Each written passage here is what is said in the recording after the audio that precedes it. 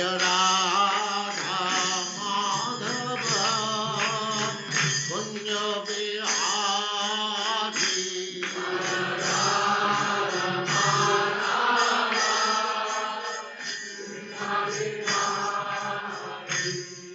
Jaya Radha Madhava Kunja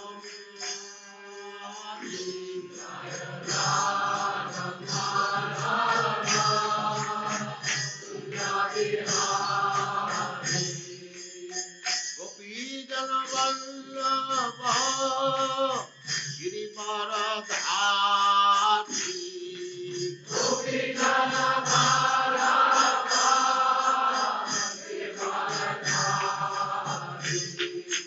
Gopi Jana Vallabha Girivaradhari Gopi Jana Vallabha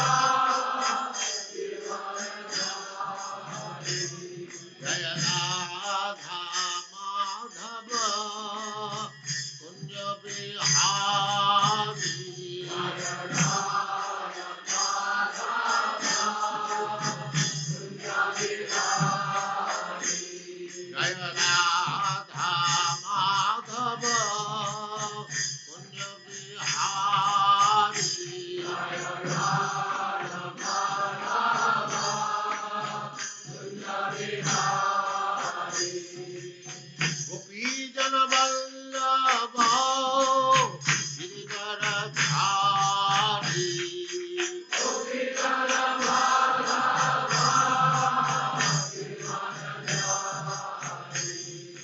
Yashodanandana Braja Jana Ranjana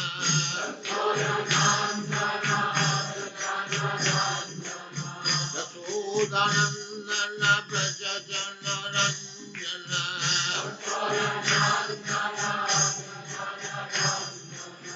Jamuna Tira Vanachari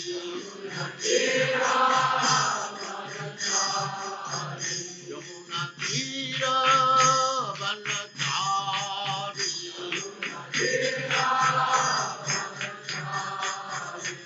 Jaya Radha Madhava Kunja Bihari Jaya Radha Madhava Jaya Radha Madhava Kunja Bihari Jaya Radha Madhava Kunja Bihari Gopi Jana Vallabha Girivaradhari Gopi Jana Vallabha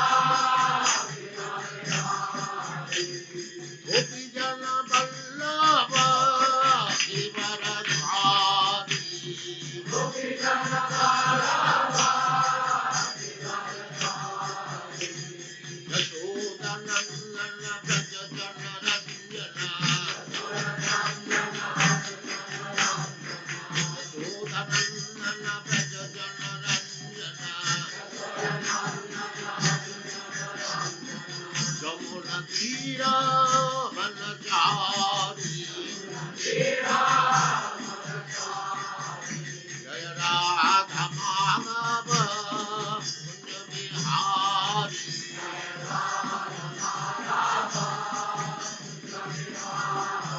Jaya Radha Madhava Kunja Bihari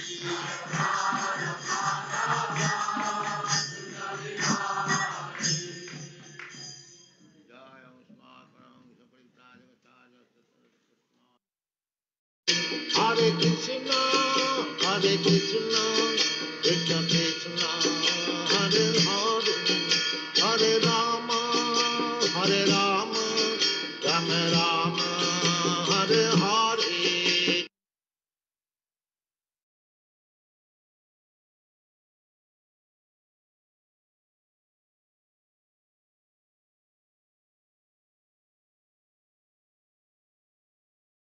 Hare Krishna. Welcome to all the devotees online. Thank you very much for your attendance. As we continue Srimad Bhagavatam Canto 1, Chapter 11, verses 11 to 23, Lord Krishna's entrance into Dwarka. Let's cover the Mangal Charan prayers. Om Jnana Timimandasya Gyananjana Shalakaya Chakshurunmilitam Yena Tasmai Shri Gurave Namaha Shri Chaitanya Manobhistam Stapitam Yena Bhutale Swayam Rupa Kadamayam Dadati Swapadantikam Vandeham Shri Guru Shri Thaparakamalam Shri Gurun Vaishnavamscha Shri Rupam Sagrajatam Sahagana Raghunatam Vitam Tam Sajivam Sadvaitam Savadutam Parijana Sahitam Krishna Chaitanya Devam Shri Vada Krishna Padan Sahagana Lalita Shri Vishakan Vitamscha He Krishna Karuna Sindhu Dinabandho Jagatpate Gopesha Gopika Kanta Radha Kanta Namastute Tapta Kanchana Gaurangi Radhe Vrindavaneshwari Vrishabhanu Sute Devi Pranamami Hari Priya Vanchakalpatarubhyascha Kripa Sindhu Bevacha Patitanam Pavinebhyo Vaishnavebhyo Namo Namaha Jai Shri Krishna Chaitanya Prabhu Nityananda Shri Advaita Gadadhar Shivasadi Gaura Bhakta Vrinda Hare Krishna Krishna Krishna Hare Hare Hare Rama Rama Rama Hare Hare Sarva Shastra Piyusha Sarva Vedeka Satphala Sarva Siddhanta Ratnadya Sarva Lokatri Prada Sarva Bhagavata Prana Srimad Bhagavatam Prabhu Kalidvando Didaditya Shri Krishna Parivartita O Srimad Bhagavatam, O nectar churn from the ocean of all Vedic scriptures, O most prominent transcendental fruit of all the Vedas, O you enriched with the jewels of all spiritual philosophical conclusions, O you who grant spiritual vision to all the people of the world, O light breath of the Vaishnava devotees, O Lord, you are the sun which has arisen to dispel the darkness of Kali Yuga. You are actually Lord Krishna, who is returned amongst us. Paramananda Pataya Prema Varshasharayate Sarvada Sarva Sevyaya Shri Krishnaya Namaste. O Srimad Bhagavatam, offer respectful obeisance unto you. By reading you unattains transcendental bliss. For your syllabus rain pure love of God upon the reader. You are always to be served by everyone, for you are incarnation of Lord Krishna. Madhika Bandhu Mat Sangim Mat Guru Man Mahadana Man Nishtaraka Mat Bhagya Madananda Namastute. O Srimad Bhagavatam, O my only friend, O my companion, O my teacher, O my great wealth, O my deliverer, O my good fortune, O my bliss, I offer my respectful obeisances unto you. Asadu Sadhu Tadahi Natini Chochataraka Hanamunchakada Chinmam Premna Ritkatayospura. O Srimad Bhagavatam, O give us saintliness to unsaintly, O uplift the very fallen. Please do not ever leave me. Please become manifest Mahatma Throat, accompanied by your love of Krishna. Hare Krishna, Krishna Krishna, Hare Hare, Hare Rama, Rama Rama, Hare Hare. Om Namo Bhagavate Vasudevaya, Janmadyasya Yotanvayari Tarata Charte Swabhigna Swara, Tene Brahma Hidaya Adikavaya Muyanti Yatsuraya, Tejo Vari Mrgam Yata Vinimayo Yatrati Sargom Risha, Damna Swena Sadani Rastakuakam, Satyam Param Dhimahi. O my Lord Shri Krishna, son of Vasudeva, O pervading personality of Godhead, I offer my respectful obeisance unto you. I meditate upon Lord Shri Krishna because he is the absolute truth and primal cause of all causes of creation, sustenance, and destruction of the manifested universes. He is directly and indirectly conscious of all manifestations. And he is independent because there is no other cause beyond him. It is he only who first imparted the Vedic knowledge unto the heart of Brahma, the original living being. By him, even the great sages and demigods are placed into illusion, as one is bewildered by illusory representation of water seen in fire, or land seen on water. Only because of him do the material universe is temporarily manifested by the reactions of the three modes of nature appear factual, although they are unreal. I therefore meditate upon him, Lord Shri Krishna, who is eternally existent in transcendental abode, which is forever free from all illusory representations of the material world. I meditate upon him, for he is the absolute truth. Prayanalpaisha Sabya Kalavasmin Yuge Jana Mandas Mandamadayo Mandabagyo Padrata. O learned one in the signs of Kali, many but short lives, that quarrelsome, lazy, misguided, unlucky, and above always disturbed. Narayanam Askrityam Naracheva Narotamam Devim Saraswatim Vyasam Tato Jayam Huriret. Before reciting the Srimad Bhagavatam, which is a very means of conquest, one should offer respectful obedience unto the personal God Narayan, unto Narayan Visha, the supermost human being, and the Mother Saraswati, the goddess of learning, and on Srila Vyasadeva, the author. Savaipum Saparo Dharmo Yato Bhaktira Dokchaje Ahituke Pratyata Yayatma Suprasiddhati supreme occupation dharma of all humanity is that by which men can attain to loving devotional service under the transcendent Lord. Such devotional service must be unmotivated and uninterrupted to completely satisfy the self. Vasudeva Bhagavati Bhakti Yoga Prayojita Jana Jatsu Savairagyam Yanam Chayad Hoitakam. By rendering devotional service under the personal Godhead Shri Krishna, one immediately acquires causes knowledge and detachment from the world. Vadanti tattva vidas tattvam yach gnanam advayam brahmeti varamatmeti bhagavaniti sabhyate. Learned transcendentalists who know the absolute truth call this non-dual substance Brahman Paramatma Bhagavan. Shushroshadanasya Vasudeva Katarchi Syan Mahatsavya Vipra Punyatirtha Nishevanat. Who twice born sages, by serving those devotees who are completely free from all vice, great service is done. By such service, one gains affinity for hearing the messages of Vasudeva. Shranvatam Swakata Krishna Punya Shravanakar Kirtana Reddantu Stoya Badrani Vidunoti Suritsatam. Shri Krishna, the personality of God, who is Paramatma, super soul in everyone's heart and the benefactor of the true devotee, cleanses desire for material enjoyment from the heart of the devotee who has developed the urge to hear his messages, which are themselves virtues when properly heard and chanted. Nasta Prayashu Bhadreshu Nyatam Bhagavata Sevaya Bhagavati Uttama Sloke Bhakti Bhavati Nashtiki. By regular attendance in the classes on the Bhagavatam, and by rendering a service to the pure devotees, all that is troublesome to the heart is almost completely destroyed, and loving service unto the personality of God. His praise with transcendental songs established as an irrevocable fact. Om Namo Bhagavate Vasudevaya. Om Namo Bhagavate Vasudevaya. Om Namo Bhagavate Vasudevaya. We are continuing Srimad Bhagavatam based on the teachings of His Divine Grace, A.C. Bhaktivedanta Swami Srila Prabhupada, the founder Acharya of the International Society of Krishna Consciousness. Hare Krishna, welcome again. Let us hear some feedback from last week's session, Canto 1, Chapter 11, first 10 verses. Let us recap what you found interesting, what you felt like remembering. Please type in the chat. And what Radhika says, develop the attitude of servants and not master, otherwise we are bound. We want realization of servants. What service can we do? And this is not an option. It's not like I can decide to be a servant or I can decide to be something else. We only have one option, and that is our constitutional nature. Just like a cow is really an animal that can moo. You won't find a cow barking.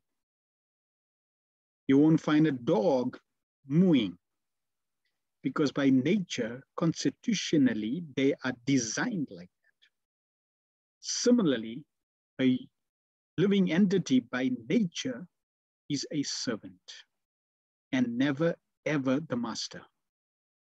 But when he comes in this material world, he wants to be the master. And this is what creates conflict.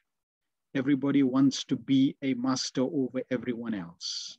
So we have masters, millions, trillions of masters all over the universe, trying to be a master over all other trillion souls.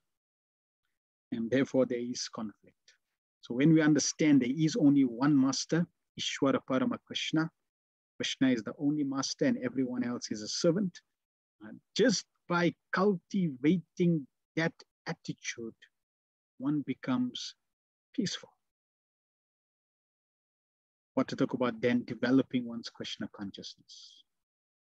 Nalini Kanta Prabhu says, Krishna and Srila Prabhupada are our true well-wishers. We have many people that wish us well, just like with your birthday, you'll get many wishes. And that is wonderful, that is great, but Krishna and Srila Prabhupada are said to be our true ever well-wishers. I may have a relationship with a friend, and when I leave this world, that relationship may break. That relationship may cease to exist. Bhagavatam says we come in this world like straws going into a river. And at some time, the straws come together, and then by the force of the river, after some time, they are separated. So people who wish us well in this world are with us together only temporarily. And due to the force of time, they are separated. Therefore, we may never have contact again with that person, with our well-wisher in the future. Or we may meet them in a different feature, different form, different relationship. So this is the nature of well-wishers in this world. But Prabhupada and Krishna, they are our true, eternal, ever well-wishers. Wherever you are, in whatever species, in whatever form or shape, Krishna, Srila Prabhupada will be there to guide you, to wish you well. Therefore, they play, or they have a very special place in every devotee's heart. Rasaraj Prabhu says, separation and union enhances our love for Krishna. Yes, these are the two banks of the river of devotion, river of love. And the Lord has made these two banks to increase our love. Therefore, you'll find that love has no bound. Love has no boundaries. Love has no depth. One can keep increasing one's level of affection, especially for Krishna and everything related to Krishna. There is no end to how much one can love Krishna.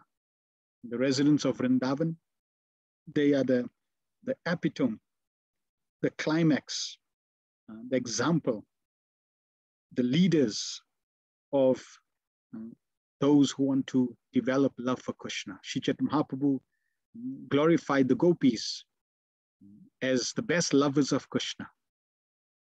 Their love never waned and keeps increasing to such an extent that Krishna even becomes an indebted. Krishna becomes indebted. Krishna cannot pay back their love. This is the glorious nature of their love. So these two sides, meeting and separation, is constantly and always there. Amavati also says, devotees of the Lord know no one but Krishna as the protector. Hare Krishna Mahamantra, we can take advantage of this transcendental sound and become free from all threatening problems of material existence. Prabhupada is encouraging us. This is what we should do. We should take shelter of the Hare Krishna mantra.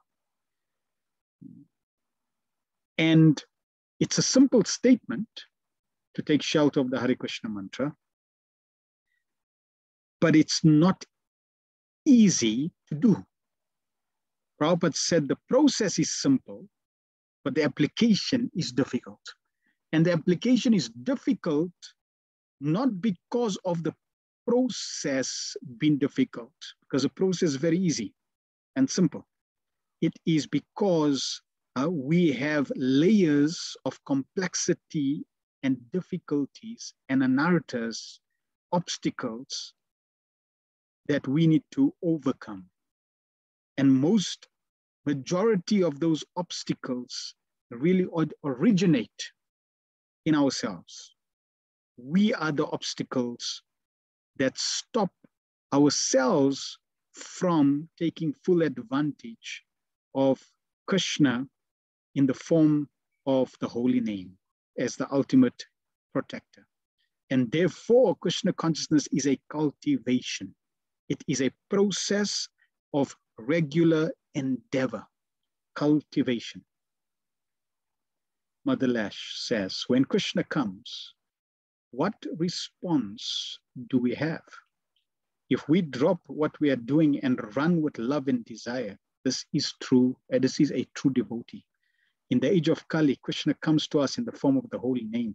We must take advantage and let our tongues run continuously with the holy name. Yes, wonderful realization. When Krishna comes in the form of the holy name, when we invoke Krishna's presence in the form of the holy name, if we do not run, if our heart does not run, if our mind consciousness does not run, that's a sign of our spiritual health, that it's on a yellow or in a red. It needs to keep moving, keep progressing, keep improving. So this is a way we can measure. Is my attention going to Krishna? In Nectar Devotion, Srila Rupa Goswami, he describes in the category of bhava, which is the dawn of pure love of Krishna. It's the beginning stages of pure love of Krishna. Now, generally, when one comes to the stage of pure love of Krishna, one develops ecstatic loving symptoms. Hairs stand on end, tears coming from your eyes. The challenge with these symptoms, bodily symptoms, astika bhava symptoms, is that people can imitate them. There are people who are expert in India that can make tears flow from the eyes like torrents of rain, hair stand on end, etc. So they can emulate those. And Rupa Goswami, understanding this, he gives the 8 ecstatic symptoms and he says, but these are not true symptoms of bhava. He then gives the true symptoms of bhava, and he mentions them, and these symptoms cannot be imitated. So for example, one of them he mentions is that someone at the stage of bhava, he never ever wastes a single second in serving Krishna. Another symptom of someone in the stage of bhava is that their mind always go to Krishna.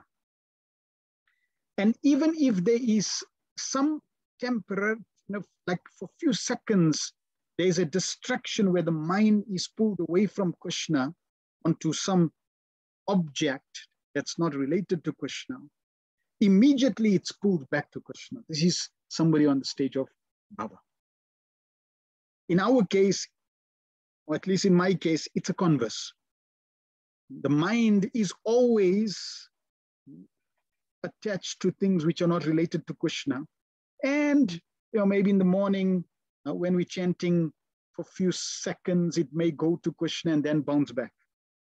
So as we progress on the path of Krishna consciousness, we can measure how much time does my mind spend on Krishna throughout the day. When I wake up, where my mind is going. When I'm in the bathroom, where's my mind going? When I'm dressing up, where's my mind going? When I'm driving, where's my mind going? So in this way, 24 hours we can measure, is my mind slowly getting attracted to Krishna? And the more it gets attracted to Krishna, that means I'm on the right path of becoming healthy. If it's becoming less, then immediately I have to analyze that this is unhealthy. It's like if one is healthy physically, then one can act effectively. But if one is getting a flu, one is feeling lack of energy, starting to cough, getting bodily pains, headaches, nausea, this is a sign that the body is getting ill, unhealthy. And therefore, immediately one begins to take certain remedial measures. So that way we can also take remedial measures to measure, is my mind running towards Krishna? In the beginning, it may just be the fact that it's at least going there. At least I'm thinking of Krishna, I'm thinking of the temple, I'm thinking of the devotees, I'm thinking of service, I'm thinking of chanting. Even though my heart may be somewhat connected or not really overflowing with love, but it's a beginning. It's progressive. That's good. That's a good sign. That's a healthy sign. Bafana Prabhu says, wherever there's love, separation causes grief, lamentation, depression, melancholy, severe symptom of depression. How this separation distinctly differs from mundane clinical symptoms of experience at mundane level of relationship. So in the material world, when there's separation, there are these symptoms that you mentioned, which causes more grief. So material life, happiness leads to grief, and grief leads to grief. Misery leads to more misery. It's the nature of the material world. In the material world, if you get something that's, you come in contact with something and you're happy, because of the force of time, it's going to separate you, and therefore it's going to lead to misery. In spiritual life, the main distinction between matter and spirit, or material life and spiritual life, is that in material life is a platform of duality.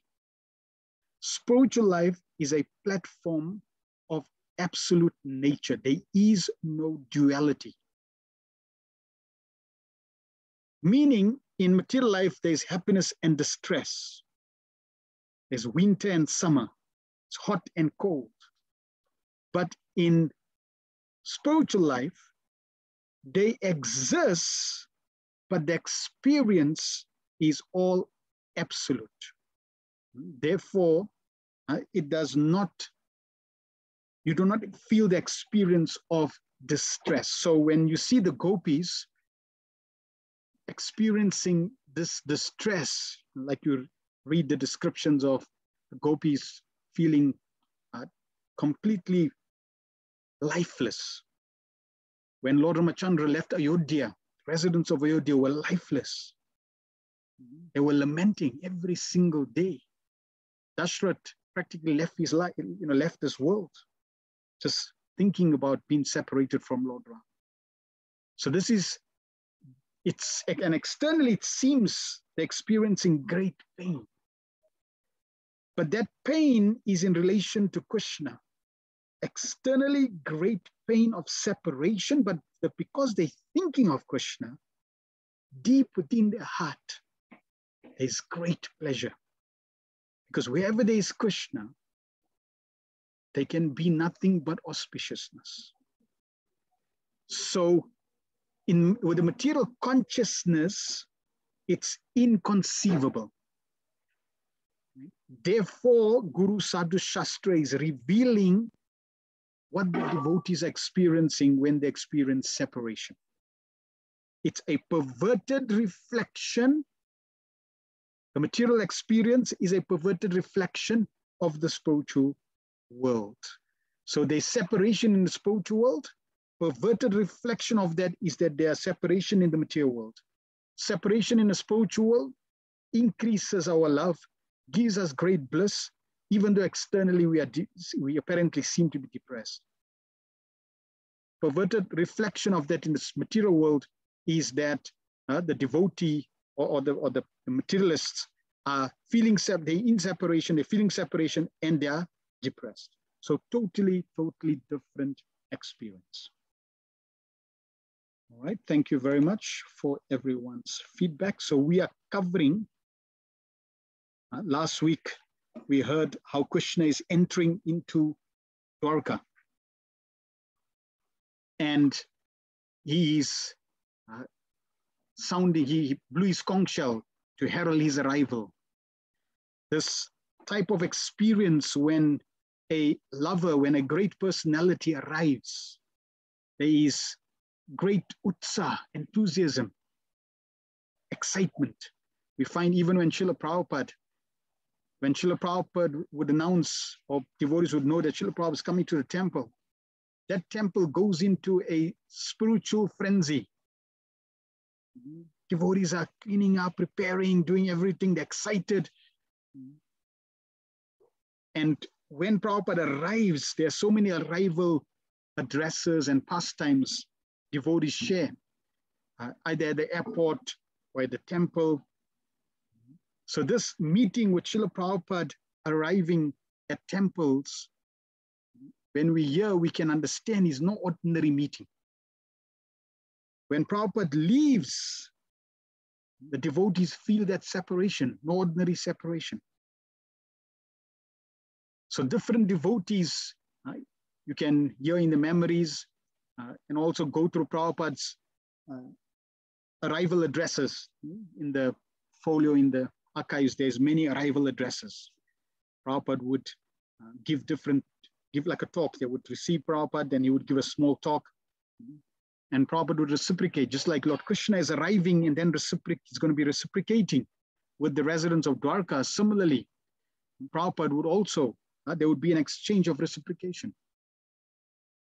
One time, Srila Prabhupada arrived at a temple and devotees were ecstatic to see Prabhupada. Every every gesture that he would make, whatever he would say, people would lock on Srila Prabhupada's personality. So one devotee, she saw Srila Prabhupada. Prabhupada was right next to her. And she was like a newcomer in Krishna consciousness. So she immediately told Srila Prabhupada, Srila Prabhupada, Krishna consciousness, in Krishna consciousness, everything is nice. So this was, her excitement bubbled up, and she told Srila Prabhupada, who was there in front of her, she said, Srila Prabhupada, in Krishna consciousness, everything is nice. And Yadubar Prabhu, who was also next to her, with Srila Prabhupada, he was one of the managers of that yatra. So immediately he responded, yes, Srila Prabhupada, but there are issues here also. So he must have been involved in management. So obviously he was experiencing these challenges of management. And he said, yes, there are also issues here. And the environment became tense because this newcomer, she was excited, and she told Srila Prabhupada, just being Krishna consciousness is, everything is wonderful. And Yadubar said, yes, but there are issues. So Prabhupada, very royally looked up, regally looked up, and he told Yadubar Prabhu, he said, yes, if you inside Krishna consciousness, then everything is nice. If you outside Krishna consciousness, then everything is not so nice. And then he walked. So we can understand what Prabhupada is saying in two ways. One is, if you are not practicing Krishna consciousness and you are non-devotee, not practicing Krishna consciousness, then it's not nice. But if you practicing Krishna consciousness, then everything is nice.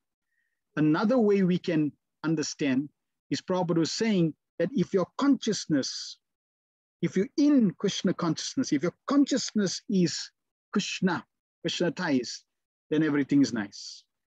If your consciousness is not Krishna conscious, then it's not nice. So Prabhupada reconciled both statements and then walk. So this is how Prabhupada would reciprocate in so many ways, very, very wonderfully. So Lord Krishna arrives, and now we're going to year 11 to 15, decoration of the Satya Dwarka, and 16 to 22, Lord's reciprocation with the reception. So we're going to, in these purports, we're going to hear two areas. One is decoration, festival, what we can do to enhance the festivities of an occasion. And second is how to receive guests, especially those who are superior. So we're going to, Prabhupada will share on these two specific areas and points. Text 11. Madhu Boja Dasharharsha Arha Kukurang Daka Vrishnibi Atmatulya Bale Guptam Nager Bhogavatim Iva. As Bhogavati, the capital of Nagaloka, is protected by the Nagas, so was Dwarka protected by the descendants of Vrishni, Bhoja, Madhu, Dashara, Arha, Kurara, Kukura, Andake, etc., who were as strong as Lord Krishna. So here we are hearing about the protection of Dwarka. They were protected by great personalities who were as strong as Krishna. Prabhupada in the purport says, the Nagaloka planet is situated below the Earth planet, and it is understood that the sun rays are hampered there. The darkness of the planet is, however, removed by the flashes of the jewels set on the heads of the Nagas, celestial serpents. And it is said that there are beautiful gardens, rivulets, etc. for the enjoyment of the Nagas. It is understood here also that the place is well protected by the inhabitants. So also the city of Dwarka was well protected by the descendants of Vrishni, who were as powerful as the Lord in so far as he manifested his strength upon this earth. So here the point of interest is that all the devotees, all the personalities in Dwarka are devotees of Krishna, great pure devotees of Krishna, because they are seeing Krishna, they love Krishna. So they're not ordinary personalities. And amongst these personalities, there are Kshatriyas, devotee warriors, who protect the citizens. We find that even in Kali Yuga, for example, the temples need protection. And we not only need devotee brahmanas, devotee pujaris, devotee preachers, devotee cooks, devotees who lead kirtan, but we also need devotees who are protectors. They have the spirit, the Kshatriya spirit to protect. And we find that there are many schools that are slowly setting up, even in India, different devotees are setting up different Gurukul schools for training Kshatriyas. The Vedas cover all aspects of how to train Kshatriyas in terms of the code and the code of conduct for Kshatriyas, the skills required for Kshatriyas, the different weapons that Kshatriyas can use. And it is mentioned that all aspects, practically every facet of how to use, how to create the different features, functions, every aspect of weaponry is described in the Vedas. And as time progresses, more of this will slowly be implemented in schools to create Kshatriyas, devotee Kshatriyas that will be protectors. Prabhupada in Juhu, Prabhupada met Mr. Sethi, and Mr. Sethi was a Sikh coming from the Kshatriya. The Sikhs are generally Kshatriya spirit, they're spirited, they have the Kshatriya spirit. And they would be protected, they would protect the rest of the citizens. So we find Mr. Sethi was very instrumental in protecting the Jew project, Radharasa Bihari, and Prabhupada loved that. This is how he was able to engage his Kshatriya spirit, his Kshatriya nature in the Krishna. So it's not that a devotee, or that every devotee needs to be Shanti, Shanti, Shanti. No, no, no. There are devotees who have this protective spirit, that if the devotees are harmed, then he's courageous. He's happy to sacrifice his life in protecting other devotees.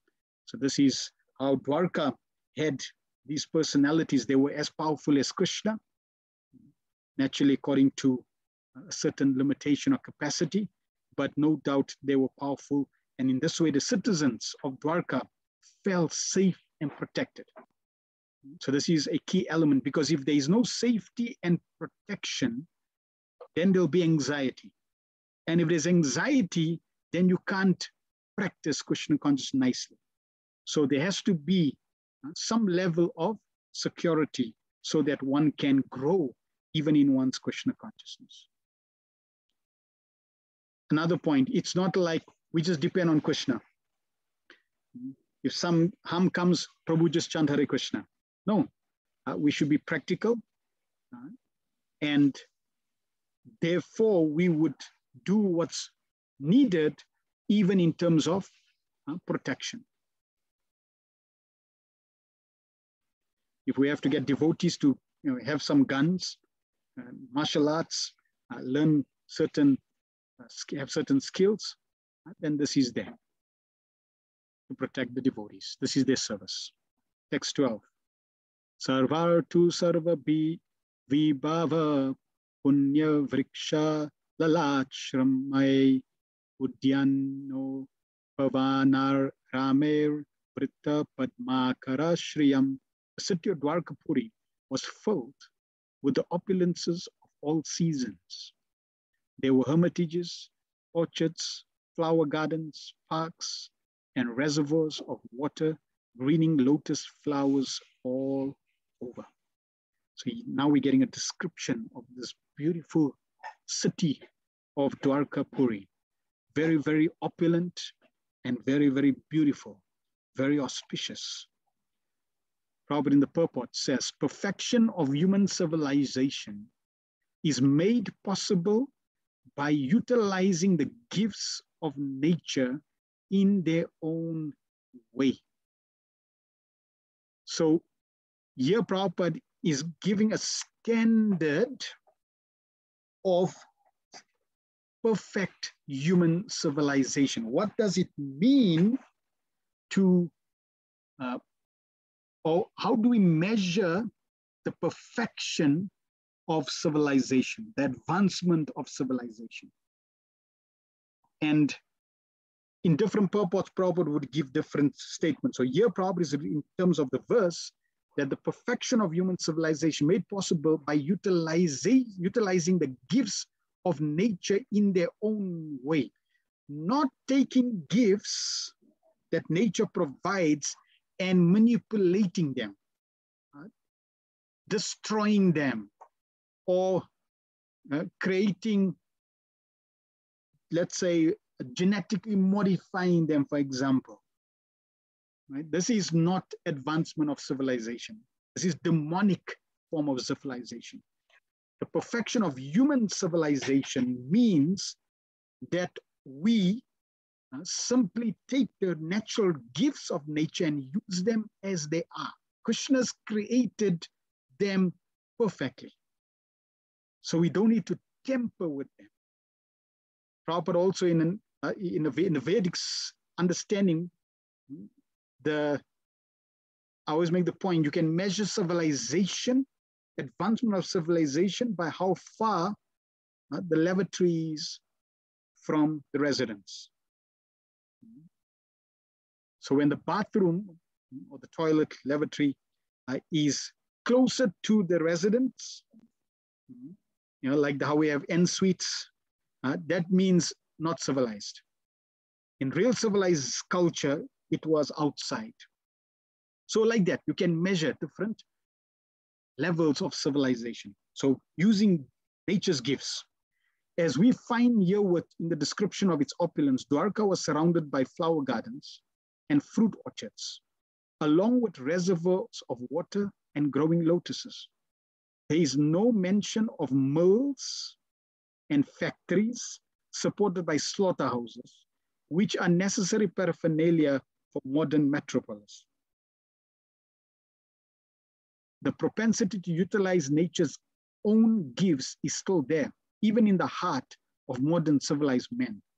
The leaders of modern civilization select their own residential quarters in a place where there are such naturally beautiful gardens and reservoirs of water, but they leave the common man to reside in congested areas without parks and gardens. Herein, of course, we find a different description of the city of Dwarka. It is understood that the whole dham or residential quarters was surrounded by such gardens and parks with reservoirs of water where lotuses grow. It is understood that all the people depended on nature's gifts of fruits and flowers without industrial enterprises promoting filthy huts and slums for residential quarters. Advancement of civilization is estimated not on the growth of mills and factories to deteriorate the finer instincts of human being, but on the development of the potent spiritual instincts of human beings and giving them a chance to go back to Godhead. Development of factories and mills is called ugra karma, or pungent activities. And such activities deteriorate the finer sentiments of human being and society to form a dungeon of demons. So this is the danger, the framework that the modern leaders have created. They have created a framework to exploit and create a dungeon of demons. We find the Prabhupada is making the point that the leaders, they know how to appreciate the gifts, and therefore you find their places have a lot of space, garden, fruits, flowers, etc. Water, reservoir, but the masses are exploited, and they're cramped, no ample space, parks, etc. But Dwarka, every part of Dwarka, it wasn't only Krishna's residence that had this, but every part of Dwarka had fruits, fruit orchards, flower gardens, etc. Now, interesting, there were fruit orchards. Prabhupada also makes the point, and it'll come also in the purports. In fact, the next point in relation to the trees, or fruit trees at least. We find here in the mention of pious trees, which produce seasonal flowers and fruits. The impious trees are useless jungles only, and they can only be used to supply fuel. In the modern civilization, such impious trees are planted on the side of the roads. Human energy should be properly utilized in developing the finer senses of spiritual understanding, which lies in the solution of life. So we see how Prabhupada is making the point that the way the environment is designed impacts the finer instincts of human beings to progress spiritually or not. If there's impious trees, that means there's impious energy. There's negative energy. And that negative energy will impact on the finer sentiments to progress spiritually. And generally, people plant trees that don't bear fruit because they think it's going to cause a mess. But here we find right in the city of Dwarka, there were fruit orchards, different types of fruits that people could benefit from, and then flower gardens. So this creates an ideal environment, ideal atmosphere for enhancing human energy, for enhancing and developing finer senses for spiritual understanding.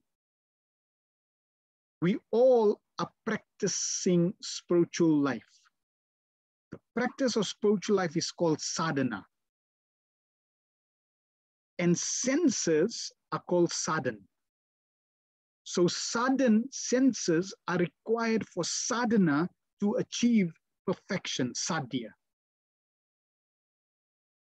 When your sadhan, your senses are impacted by negative environment, then one is not inspired to practice sadhana.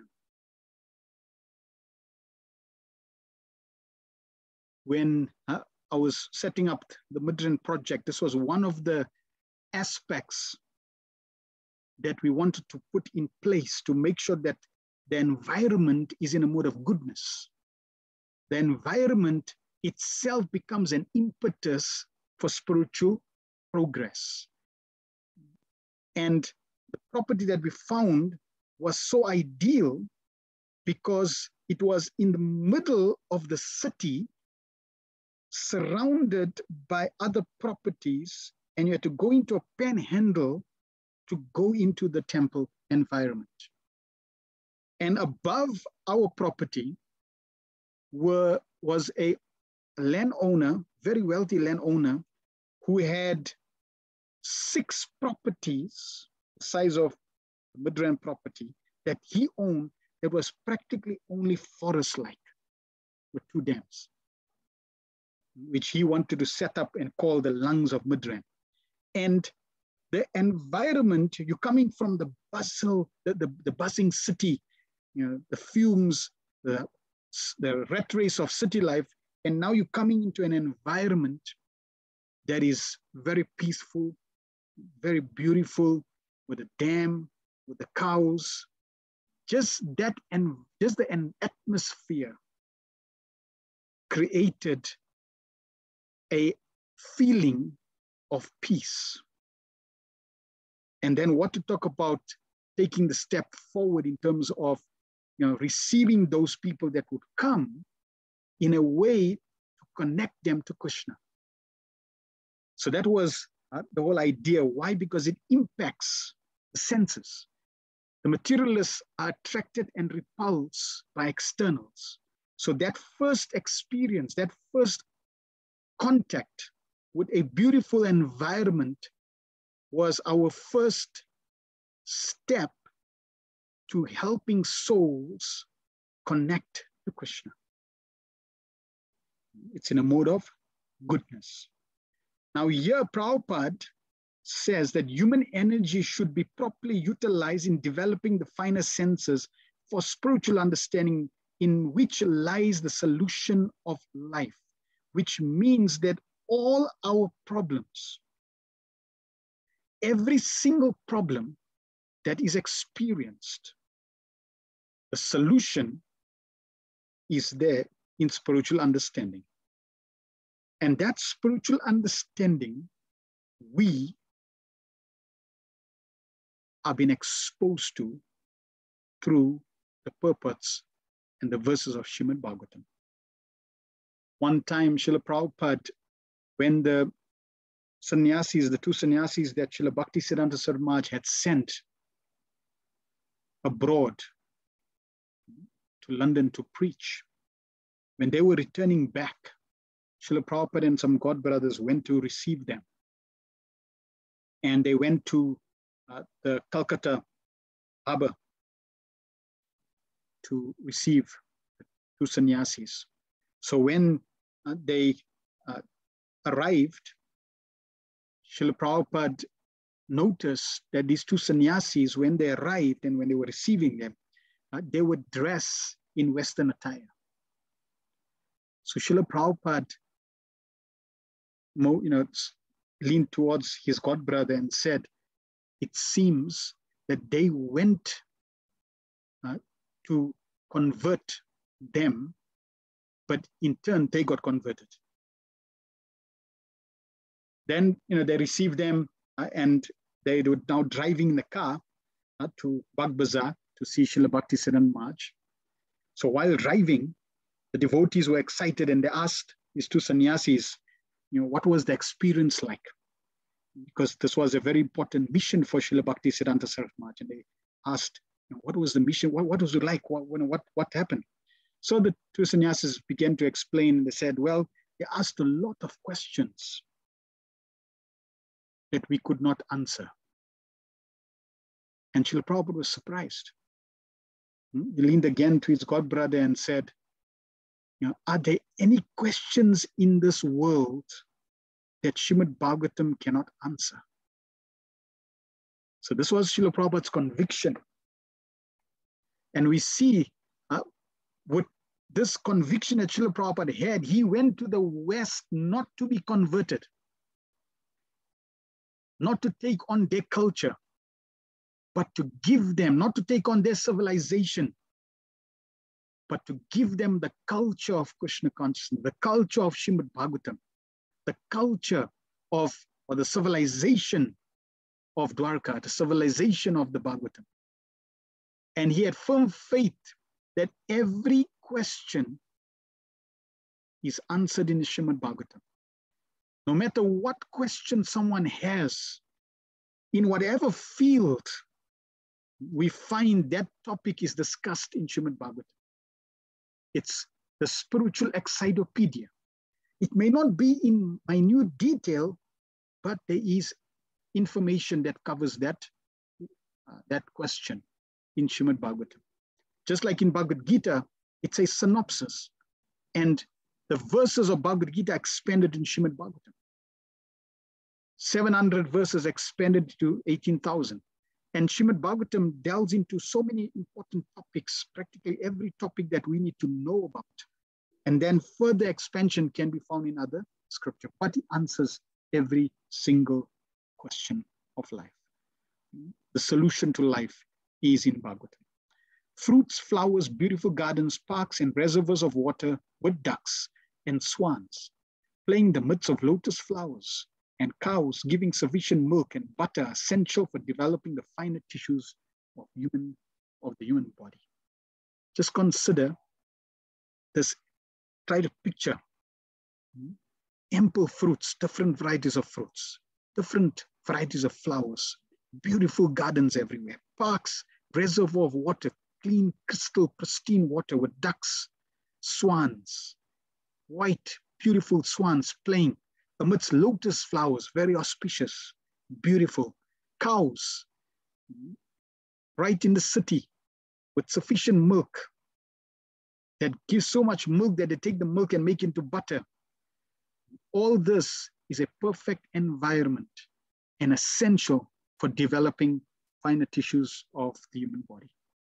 As against this, dungeons of mines, factories, workshops develop demonic propensities in the working class. The vested interests flourish at the cost of the working class, and consequently, there are severe clashes between them in so many ways. The description of Dwarka Dham is the ideal of human civilization. So those who want to lead societies should take heed of how Dwarka was established so that they can implement that in their own society, city, to be the example. This is how one should run a city. 13. Gopura dwara margeshu krita kautukatoranam chitra dwaja patakagre anta pratihatatmapam. City gateway, the household doors and festoons arched along the roads were all nicely decorated with festive signs like plantain trees and mango leaves, all to welcome the Lord. Flags, garlands, and signs painted with slogans, all welcome to shade the sunshine. So as the Lord entered into Dwarka, he was received in a very festive way. And here we are reading the description of what the residents of Dwarka use to create that festive environment. And Prabhupada expands this also in the purport. Signs of decoration is a special festival. In special festivals, were also collected from gifts of nature, such as plantain trees, the mango trees, fruits, and flowers. Mango trees, coconut palms, and plantain trees are still accepted as auspicious signs.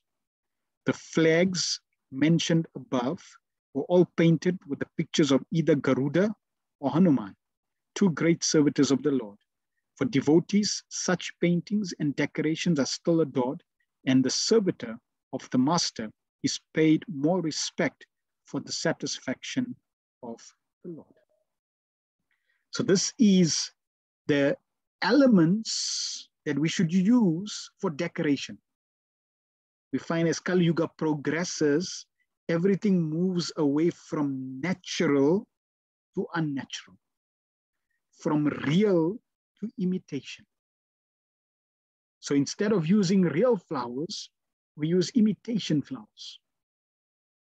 And Prabhupada did not like imitation decoration, especially on the altar. So we should learn. Here we see the picture of Radharaman, beautiful decorated with flowers. His outfit, everything is designed or made. The decoration, the garland, these mukuts, everything that we use in terms of ornaments is got gold jewelry or different types of jewelry, but flowers is used. In India, people, even across the world, people are very expert at using flowers, greenery to make amazing decoration. Flags, we can make flags and have Hanuman, Garuda printed on them. In Hillbrow, every festival, we had flags. I would make print buntings. I would make different colors of buntings, folded, and have either a verse, like a Krishna conscious statement, or picture. In most cases, we picture that we print. So here, these are some of the symbols or some of the signs we can use. The sign of Hanuman, the sign of Garuda. This is auspicious. We can decorate the temple with mango trees, with coconut palms, leaves, right? And use these things which are auspicious and decorate the whole temple with these nature's gifts. Now, materially, people generally would use, let's say, drapery and different modern type of decoration and get others to do it.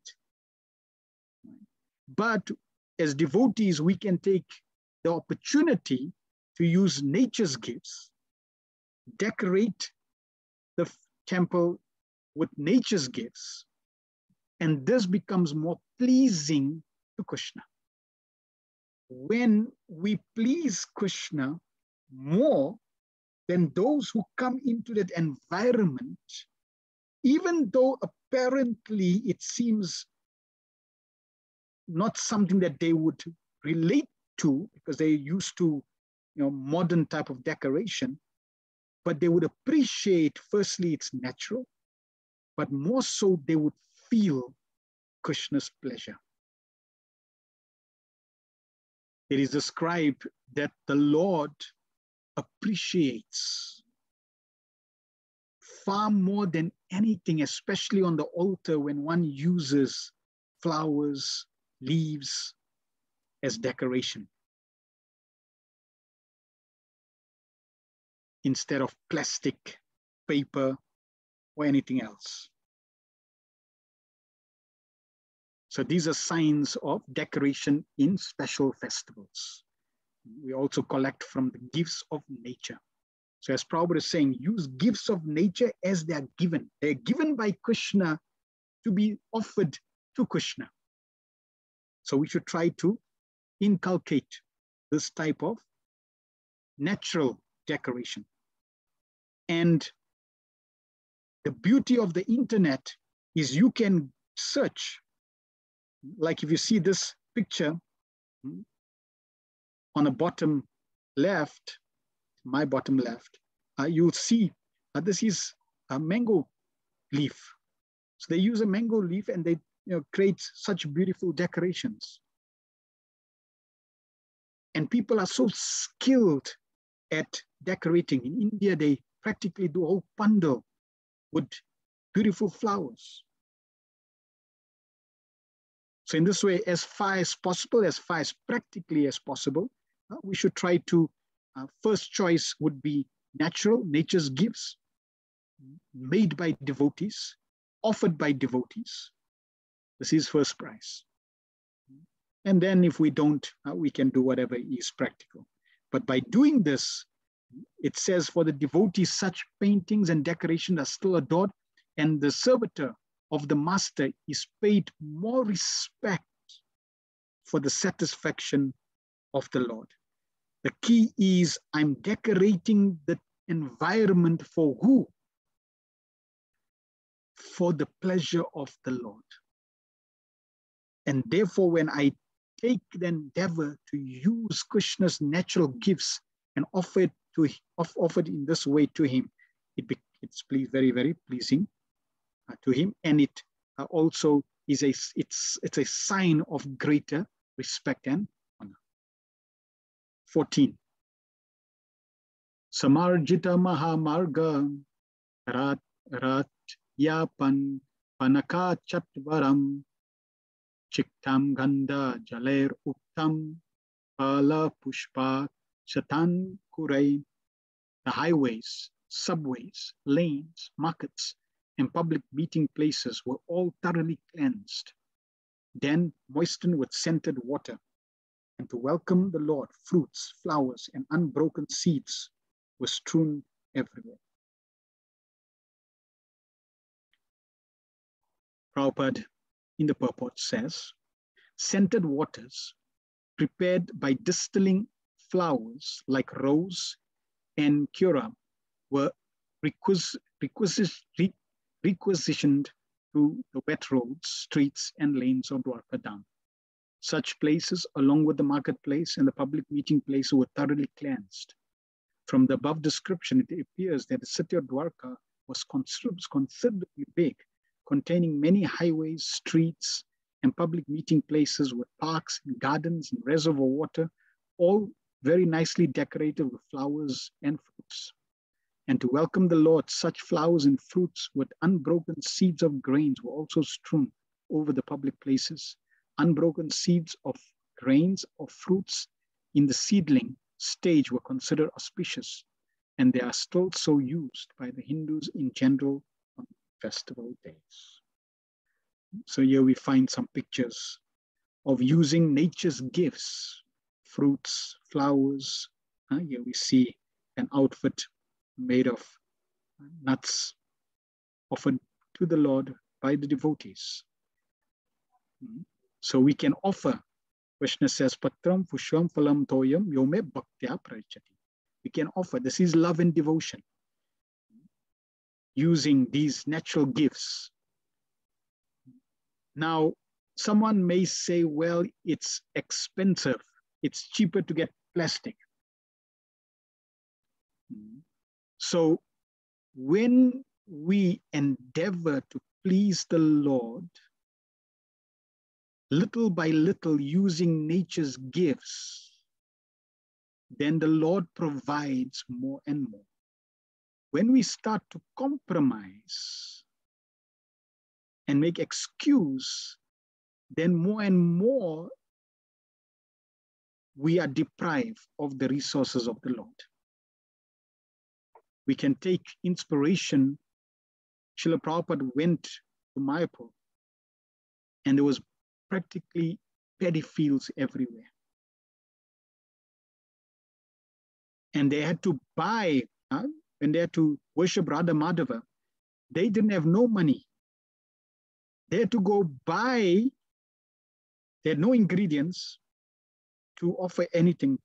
They had to buy 2 Mangal sweets from the sweetwala shop, and then cut that in half and offer that to the Lord. This was how they started. And Prabhupada said, simply continue worshiping them sincerely and offer them the best. And Radha Madhava, they will provide everything. So Madhava is the husband of goddess of fortune, and therefore Madhava will make all arrangements. Madhavani will make all arrangements and opulence will flow. So now we see, if you look at the worship in Mayapur now, it's the flowers, the opulence. But how did it start? With the sincerity of offering best. So this is how we can create auspiciousness for the pleasure of Krishna on festivals, using nature's gifts and engaging as many devotees in this offering of love. 15. Dwari dwari griha nanam cha dadyakshata paleshubi alankritam urna kumbhair bali bir dupadipakai.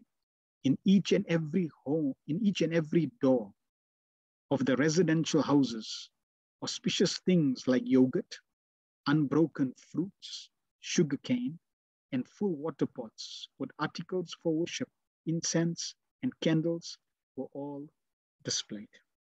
So every house was expecting Krishna, and they made arrangements. It wasn't like, okay, no, Krishna is not going to come here. Krishna is going to go to his palace. No. Every house made arrangements, created auspiciousness with the desire that Krishna is going to come and ready to worship.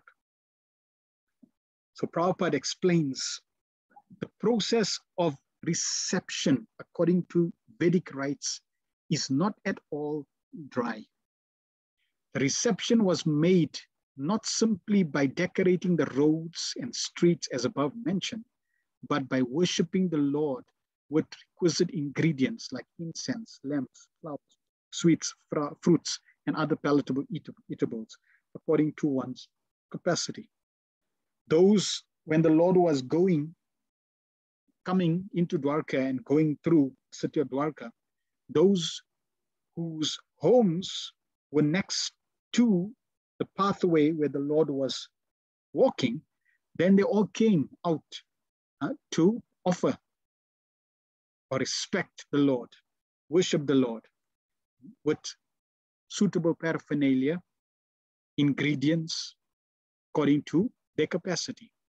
All were offered to the Lord, and the remnants of foodstuffs were distributed among the gathering citizens. So it was not like a dry reception of these modern days. In these modern days, all you have is a red carpet. You see people red carpet, and that's all you got. But this was how they received the Lord.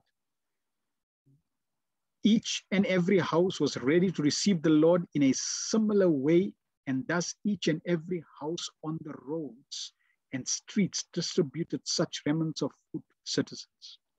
And therefore the festival was successful. Now Prabhupada is leading to another point which Prabhupada emphasized again and again and again. What makes the festival a success? Without distribution of food, no function is complete. And that is the way of Vedic culture.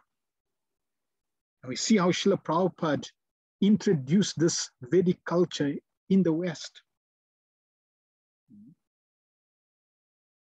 And again, generally, the complaint or the objection is we don't have money and manpower. Consider Srila Prabhupada going to the West with no money and no manpower. Yet, in every program Srila Prabhupada had, it concluded with prasadam distribution. The first Janmashtami that Srila Prabhupada celebrated, everyone was fasting the whole day till midnight. In fact, they were reading Krishna book. Chapter 1, chapter 2, chapter 3. Right through the whole night, they were reading Krishna book. Then, when it was time for breakfast, Prabhupada said, bring the feast. And the feast was brought apples. Prabhupada cut the apples in small pieces and gave each one an apple to break their fast. with the feast. That was the first Janmashtami. Every function is completed with the distribution of prasad. It was only an apple.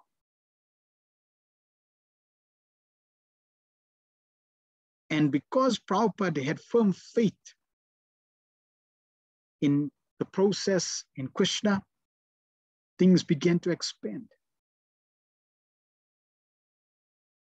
Prabhupada said, he was surprised himself. He thought he'll go to the West and only eat like potatoes or something. But we find so many varieties of vegetables and feasts that Prabhupada trained his disciples to create. Prasadam was a very, very, very, and is a very, very important part of Krishna consciousness. Prabhupada said, we are a kitchen religion. And to attract souls, prasadam is very, very important. When we create prasad, especially for example, for the Sunday program, the prasad, Prabhupada said, should be sumptuous. And Prabhupada had certain standards for the devotees who are cooking. At the same time, it's not so much about just having a meal for those who are coming, but about cooking for the pleasure of the Lord. And with that in mind, trying to create such an extravagant, opulent, devotion-filled feast for the pleasure of the Lord.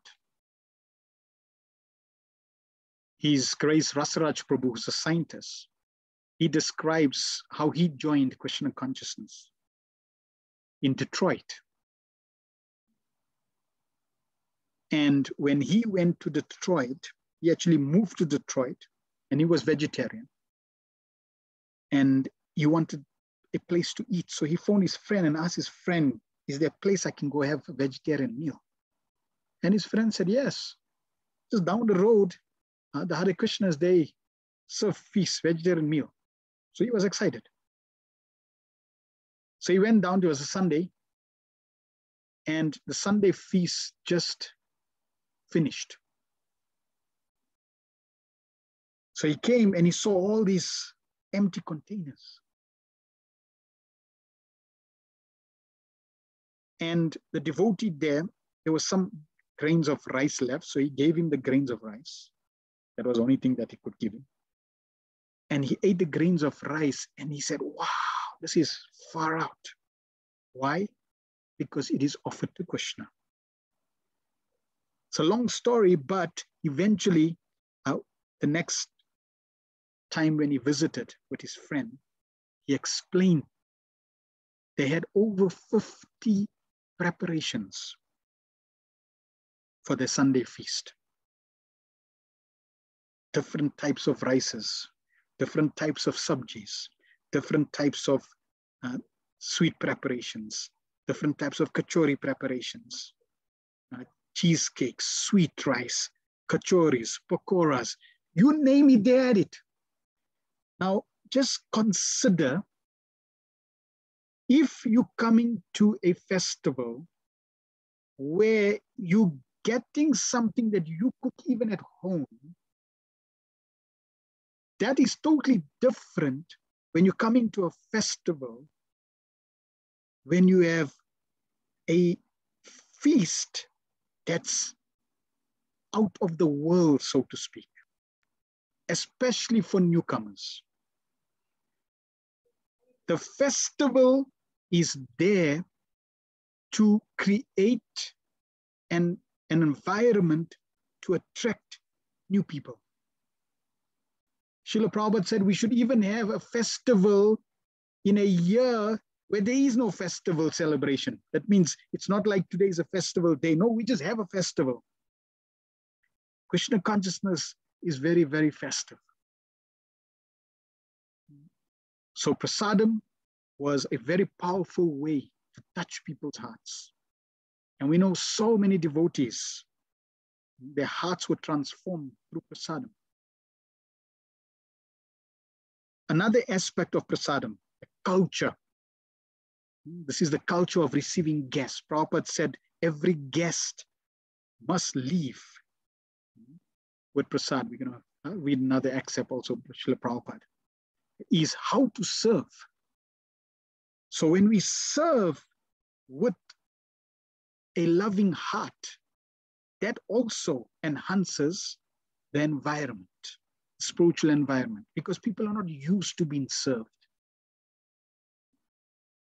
That's why Srila Prabhupada also, if you look how the devotees are taking prasad here, Prabhupada said, first class means you sit down. Second class means buffet style. Third class means you serve yourself. So the culture of service, when Prabhupada created the first Sunday feast, it was about service. Everybody sits down and they are served by devotees.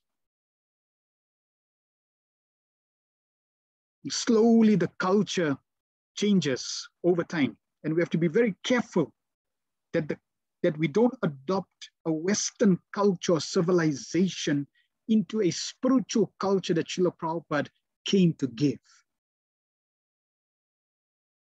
Because in the Western world, it's easy, buffet style. But in Krishna consciousness, no, it's actually you sit down. The guest need to sit.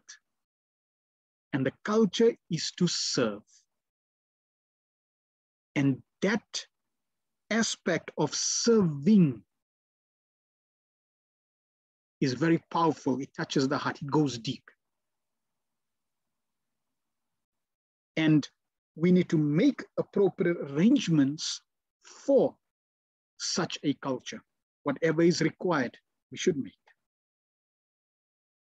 So Prabhupada, in this excerpt, room conversation on farm management, Prabhupada is saying, just want to see if so Prabhupada is saying, December, this is, it's a little long conversation I'm going to read. So this is Hyderabad, 1976, 10 December. Prabhupada says, make very nice palatable prasad. We shall spend for that. Why miserly? There is no need of miserly. You are going to earn money by agriculture produce. So how the money will be utilized? It will be utilized for Krishna's purpose. By prasadam, by chanting, by drama. Somehow or other, bring them. That is our mission. Congregational chanting, always festival. And we shall spend for that. Immediately arrange. If there is scarcity of money, I shall pay. But bring them some or other. Tomorrow, I want to see at least 500 men. Make arrangements like that. I came here to see that, not to sit down in a room peacefully. We can learn another aspect of festival from Srila Prabhupada here. As devotees, we spend so much money, collect so much money, set up the festival, but we spend zero on advertising and bringing people. We have to also learn to invite new people so that new people are invited, not just letting the congregation come and telling them bring a friend or two, but really going out and advertising. So we spend very little on advertising, yet we have to make sure that the festival goes on. So here Prabhupada is making the point, right, that we need to bring people, make arrangements like that. I came here to see that, not to sit down in a room peacefully. So there also we shall inform the meeting that we want to propagate this Krishna conscious movement town to town, village to village by attracting them with musical demonstration of Sankirtan, dramatic play, movie prasadam. Prabhupada wanted us to incorporate dramas, professional dramas. And we see again, we can put a simple drama or a half-prepared drama, but we can also put great effort into preparing and making sure that we try to present the best as possible. And there are many expert devotees across the globe that we can learn from how to present expert dramas. Somehow or other, they should come to the temple, to the pandal, and congregationally chant Hare Krishna Mahamantra, hear Bhagavad Gita, Bhagavatam. For this purpose, whatever expenditure is required, that you should collect and spend. This is the scheme of the Hare Krishna movement. You must come here, question, understand, and vigorous propaganda should be inaugurated town to town, village to village. Those who are educated, to them distribution of literature. School, college, library, institution, university, by scholarly presentation. This is wanted. What is that? Devotee, this thing. Prabhupada, oh, it doesn't matter. Understand the idea. Oh, yes. To attract them to really nice prasad, palatable food, we shall spend, and we shall argue also by literature produce, and they are learning. Where is the difficulty? We shall take contribution from rich persons. We shall earn ourselves and spend it. Give them very nice prasad. Right? So whether we contributing or whether we get others to contribute, some or other arrangement needs to be made. Gradually, when they come, when you engage them in producing their own food, own shelter, own cloth, this should be organized, and they'll be glad. As soon as they understand, they will be glad to do. And they will stop all this nonsense, illicit sex and meat eating. Then their life will be purified. And they'll make more and more advancement on this path. That is perfection. That you want. Is it clear or not? Jagadish, oh yes. Prabhupada, yes. This is our mission. If you give them very palatable, nice, very nice palatable prasad, they go to hotel from miles together to take some palatable food stuff, restaurant, hotel. And we cannot give nice Krishna prasadam? Why? Why you cannot give? Arrange like that, first class. Simply for eating, they will come, immediately do it. Now, an interesting point here is for new people, sumptuous prasad. For seasoned devotees, simple prasad is sufficient.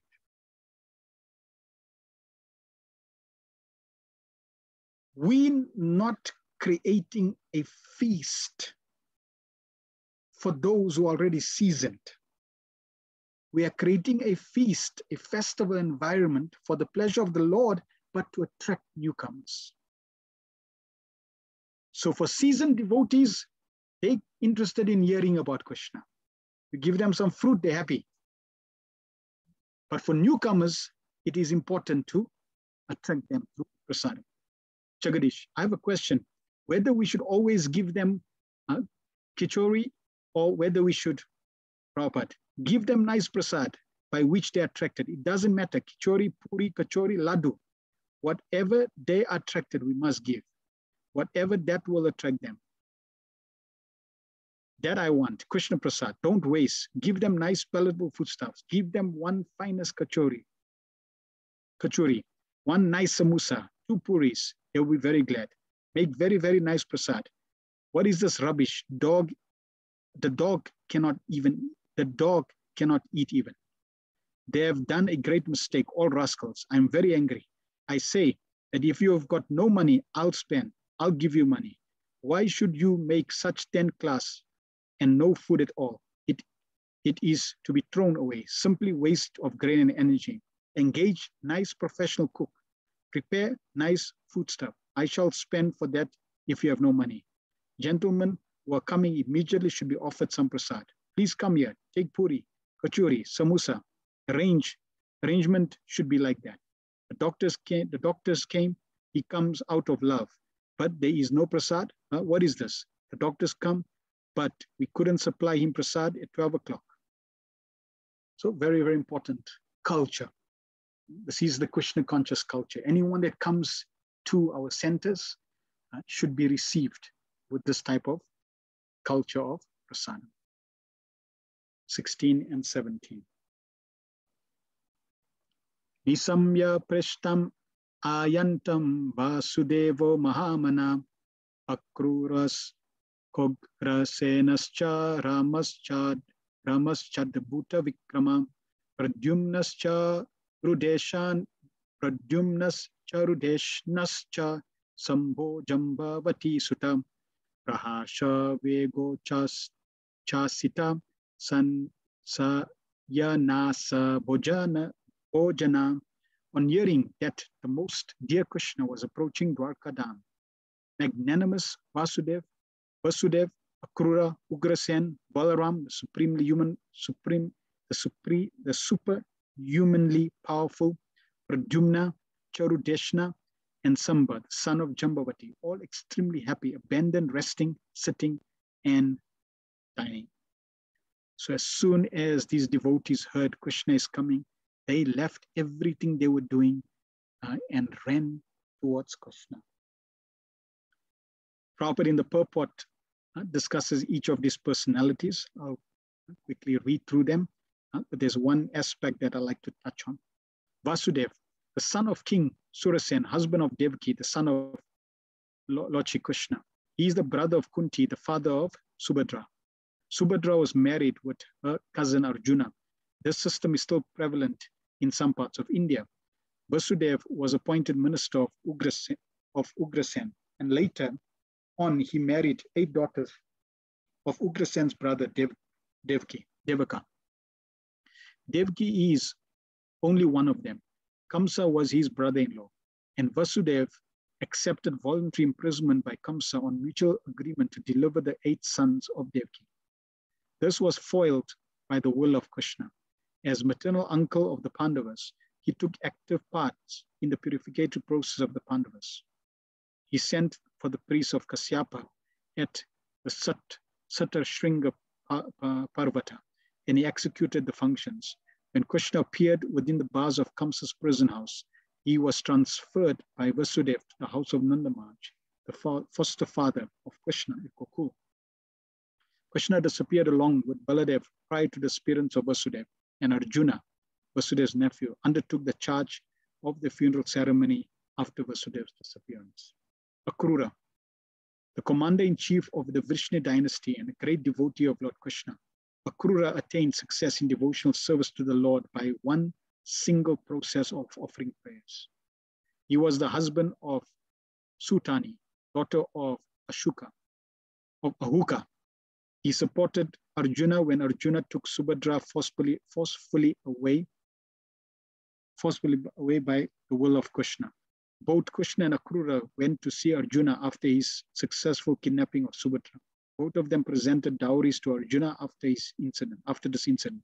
Akrura was present also when Abhimanyu, son of Subhadra, was married to Uttara, mother of March Parikshit. Ahuka, the father-in-law of Akrura, was not on good terms with Akrura, but both of them were devotees of the Lord. So that last statement, Ahuka, the father-in-law of Akrura, was not on good terms with Akrura. Both of them were devotees of the Lord. It's an interesting point that in Dwarka, they're all lovers of Krishna. Akrura and Ahuka both love Krishna. They're both devotees, exalted devotees, pure devotees of the Lord. Yet, they were not on good terms. So, that brings us to a point that it's not that all the devotees get along with each other. They can be personality types, but they all, even though they have different personalities, which may not be able to gel nicely with each other or perfectly, but the focus of pleasing Krishna is always there. We should not have this view that every single devotee should be getting along with every other devotee. This is a type of Mayavad, impersonal. No. There are different types of devotees, and here we're talking about Dwarka, we're talking about the spiritual world. So in the spiritual world, there are unlimited varieties of devotees. And some of them may not be able to get along with each other, but they get along with serving Krishna. The focus is always the pleasure of Krishna. In the Vedic system, there are different personality types. We know that every living being has the function of thinking, feeling, and willing. So thinking, feeling, and willing is the prime activity of the mind of the living entity. And thinking, feeling, and willing can be divided into three aspects. So every living being thinks, feels, and wills. Thinking, feeling, and acting.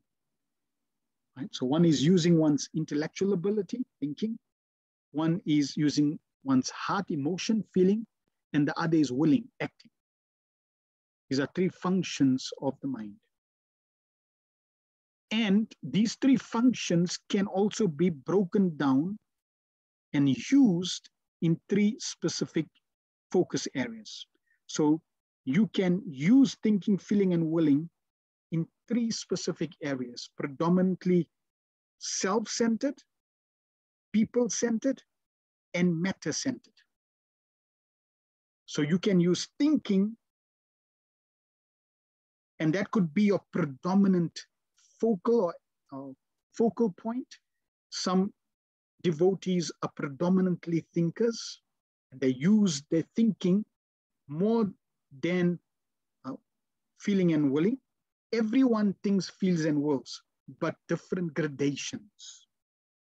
Then there are those who are more feeling type devotees, emotional type devotees, and there are those who are more active type of devotees, action type devotees. Right? So there are different classification of devotees falling into these three categories. Then out of these three categories, your thinking can be self-centered, people-centered, or matter-centered. Your feeling can be self-centered, people-centered, or matter-centered. And your action can also be self-centered, people-centered, or matter-centered. Meaning someone thinks a lot about themselves, self-centered. Another person may be thinking a lot about other people. And another person may be thinking more about things, matter.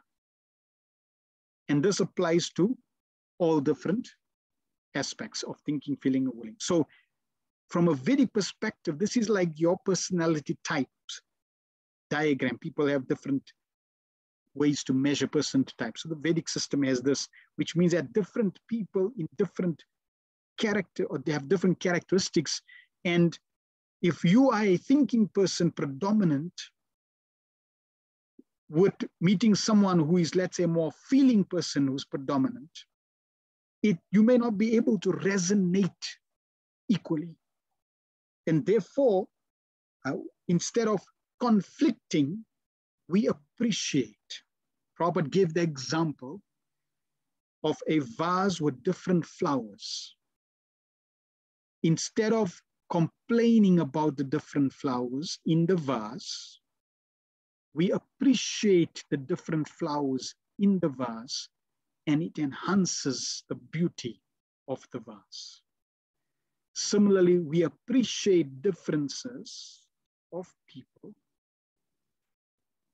and we allow those differences to be focused on Krishna. And this is how they all could live in Dwarka. Ugrasena, one of the powerful kings of the Vrishni dynasty and cousin of Maj Kunti Bhoj. His other name is Ahuka. His minister was Vasudev, and his son was the powerful Kamsa.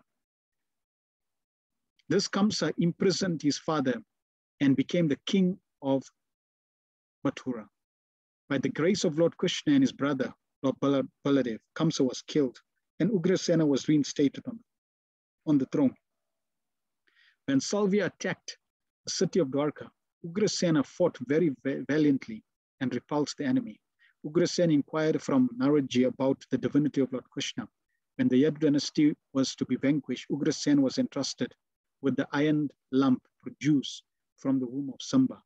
He cut the iron lump into pieces and then pasted it and mixed it up with seawater on the coast of Dwarka. After this, he ordered complete prohibition within the city of Dwarka and the kingdom. He got salvation after his death. Baladev, in his divine son, he is the divine son of Vasudev by his wife Rohini. He is also known as Rohini Nandan, the beloved son of Rohini. He was also entrusted to Nandamaj along with his mother, Rohini. When Vasudev embraced imprisonment by mutual agreement with Kamsa, so Nandamaj is also the foster father of Baladev along with Lord Krishna. Lord Krishna and Lord Baladev were constant companions from their very childhood, although they were stepbrothers. He is the plenary manifestation of the Supreme Personality of Godhead, and therefore he is as good and powerful as Lord Krishna. He belongs to the Vishnu Tattva, the principle of Godhead. He attended the Swayamvara ceremony of Draupadi along with Shri Krishna. When Subhadra was kidnapped by Arjuna by the organized plan of Lord Shri Krishna, Baladev was very angry with Arjuna and wanted to kill him at once. Shri Krishna, for the sake of his dear friend, fell at the feet of Lord Baladev and implored him not to be so angry. Shri Baladev was thus satisfied. Similarly, he was once very angry with the Kauravas and he wanted to throw their whole city into the depths of the Yamuna. But the Kauravas satisfied him by surrendering unto his divine lotus feet. He was actually the seventh son of Devaki prior to the birth of the Kauravas, prior to the birth of Lord Krishna. But by the will of the Lord, he was transferred to the womb of Rohini to escape the wrath of Kamsa. In his other name is therefore Sankarshan, who is the plenary portion of Shri Baladev. Because he is as powerful as Lord Krishna and can bestow spiritual power to the devotees, he is therefore known as Baladev. In the Vedas, also it is enjoined that no one can know the Supreme Lord without being favored by Baladev. Bala means spiritual strength, not physical. So less intelligent persons interpret Bala as the strength of the body, but no one can have spiritual realization by physical strength. Physical strength ends with the end of the physical body, but spiritual strength follows the spirit soul to the next transmigration, and therefore the strength obtained by Baladev is never wasted. The strength is eternal, and thus Baladev is the original spiritual master of all devotees. Shri Baladev was also a class friend of Lord Krishna as a student of Sandipani Muni. In his childhood, he killed many asuras along with Shri Krishna, and specifically he killed Tenakasura at Talavan. During the Kurukshetra battle, he remained neutral and he tried his best not to bring about the fight. He was in favor of Duryodhana, but still he remained neutral. When there was a club fight between Duryodhana and Bhimsen, he was present on the spot. He was angry at Bhimsen when the latter struck Duryodhana on the thigh or below the belt, and he wanted to retaliate the unfair action. Lord Shri Krishna saved Bhima from his wrath, but he left the place at once, being disgusted at Bhimsen, and after his departure, Duryodhana fell to the ground to meet his death. The funeral ceremony of Abhimanyu, the son of Arjuna, was performed by him, as he was the maternal uncle. It was impossible to be performed by any one of the Pandavas, who were all overwhelmed with grief. At the last stage, he departed from this world by producing a great white snake from his mouth, and thus he was carried by Sheshanag in the shape of a serpent. Pradumna, incarnation of Kamadev, or according to others, incarnation of Sanat Kumar, born as the son of the personality of Godhead, Lord Shri Krishna and Lakshmi Devi, Srimati Rukmini, principal queen of Dwarka. He was one of those who went to congratulate Arjuna upon his marrying Subhadra. He was one of the great generals who fought with Salvya, and while fighting with him, he became unconscious on the battlefield. His charioteer brought him back to the camp on the battlefield, and for this action he was very sorry and rebuked his charioteer. Rebuke his chariot. However, he fought again with Salvya and was victorious. He heard all about the different demigods from Naraji. He is one of the 4 plenary expansions of Lord Shri Krishna.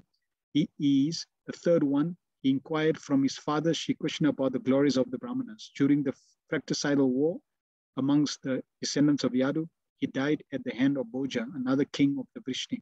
After his death, he was installed in his original position. Charudeshna, another son of Lord Shri Krishna and Rukmini Devi.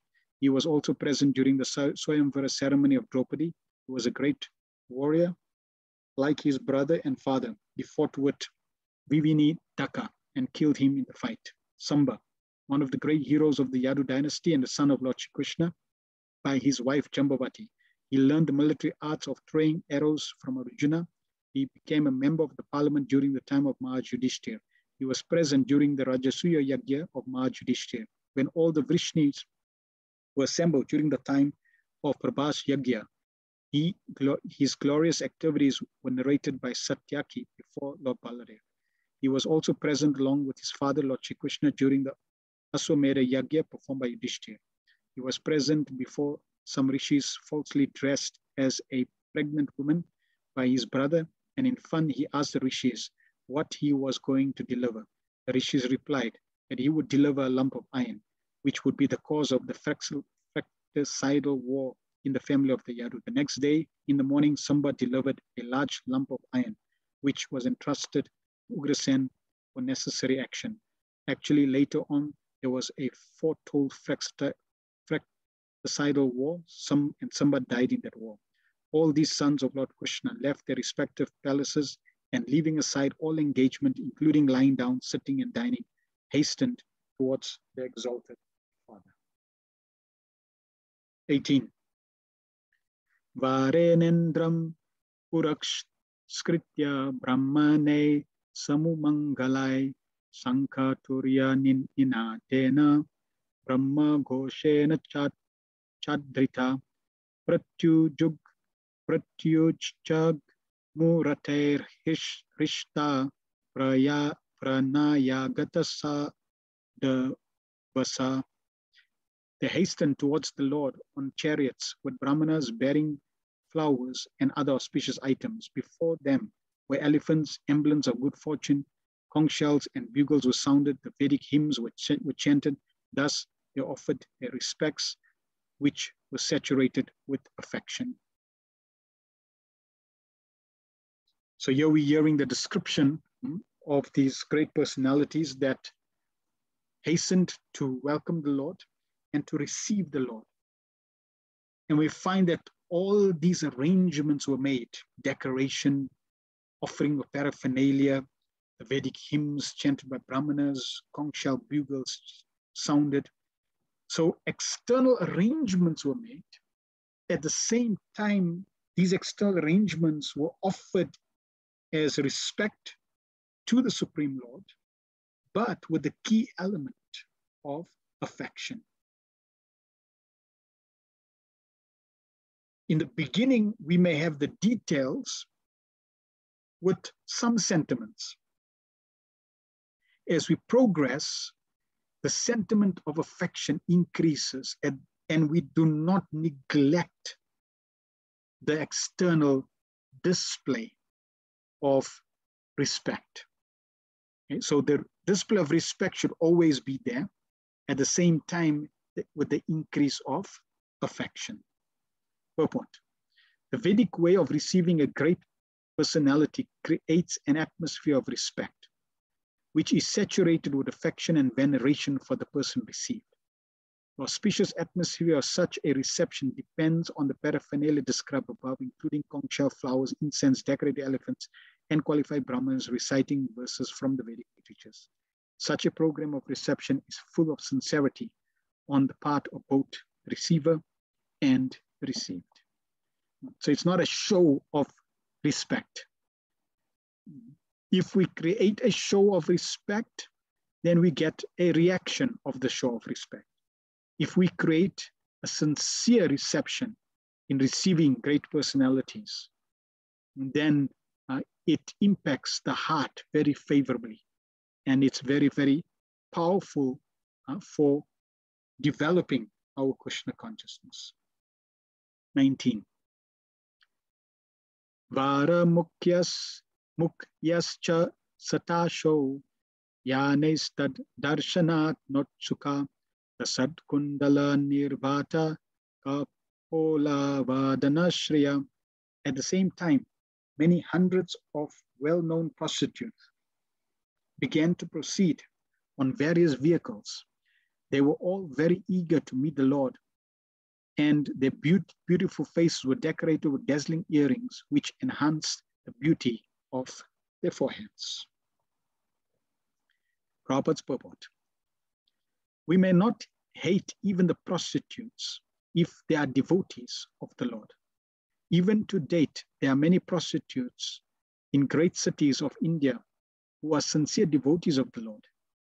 By trick of chance, one may be obliged to adopt a profession which is not very adorable in society, but that does not hamper one in executing devotional service to the Lord. So Prabhupada is taking this verse and presenting a point that it does not matter what your material background and qualification is. What is key is that you become a devotee. Nobody is barred, and everyone can be a devotee of Krishna, immaterial of one's occupation. Devotional service to the Lord is uncheckable in all circumstances. It is understood herewith that even in those days, about 5,000 years ago, there were prostitutes in a city like Dwarka, where Lord Krishna resided. This means that prostitutes were necessary citizens for the proper upkeep of society. The government opens wine shops, but this does not mean that the government encourages the drinking of wine. The idea is that there's a class of men who will drink at any cost, and it has been experienced that prohibition is in great cities encourage illicit smuggling of wine. Similarly, men who are not satisfied at home require some concession, and if there is no prostitutes, then such low men will induce others into prostitution. It is better that prostitutes be available in the marketplace so that the sanctity of society can be maintained. It is better to maintain a class of prostitutes than to encourage prostitutes within society. Real reformation is to enlighten all people to become devotees of Lord Krishna, and that will check all kinds of deteriorating factors of life. So here's a very practical way, right, a practical aspect to manage a society. You cannot be fanatical and expect everyone to be on the same level of advancement. We have to understand the dynamics of dynamics of conditioned souls. And therefore you find in the Vedic system, there are arrangements made to cater for all levels of conditioned souls. At the same time, with the real focus, real reformation, to enlighten people to become devotees of Krishna.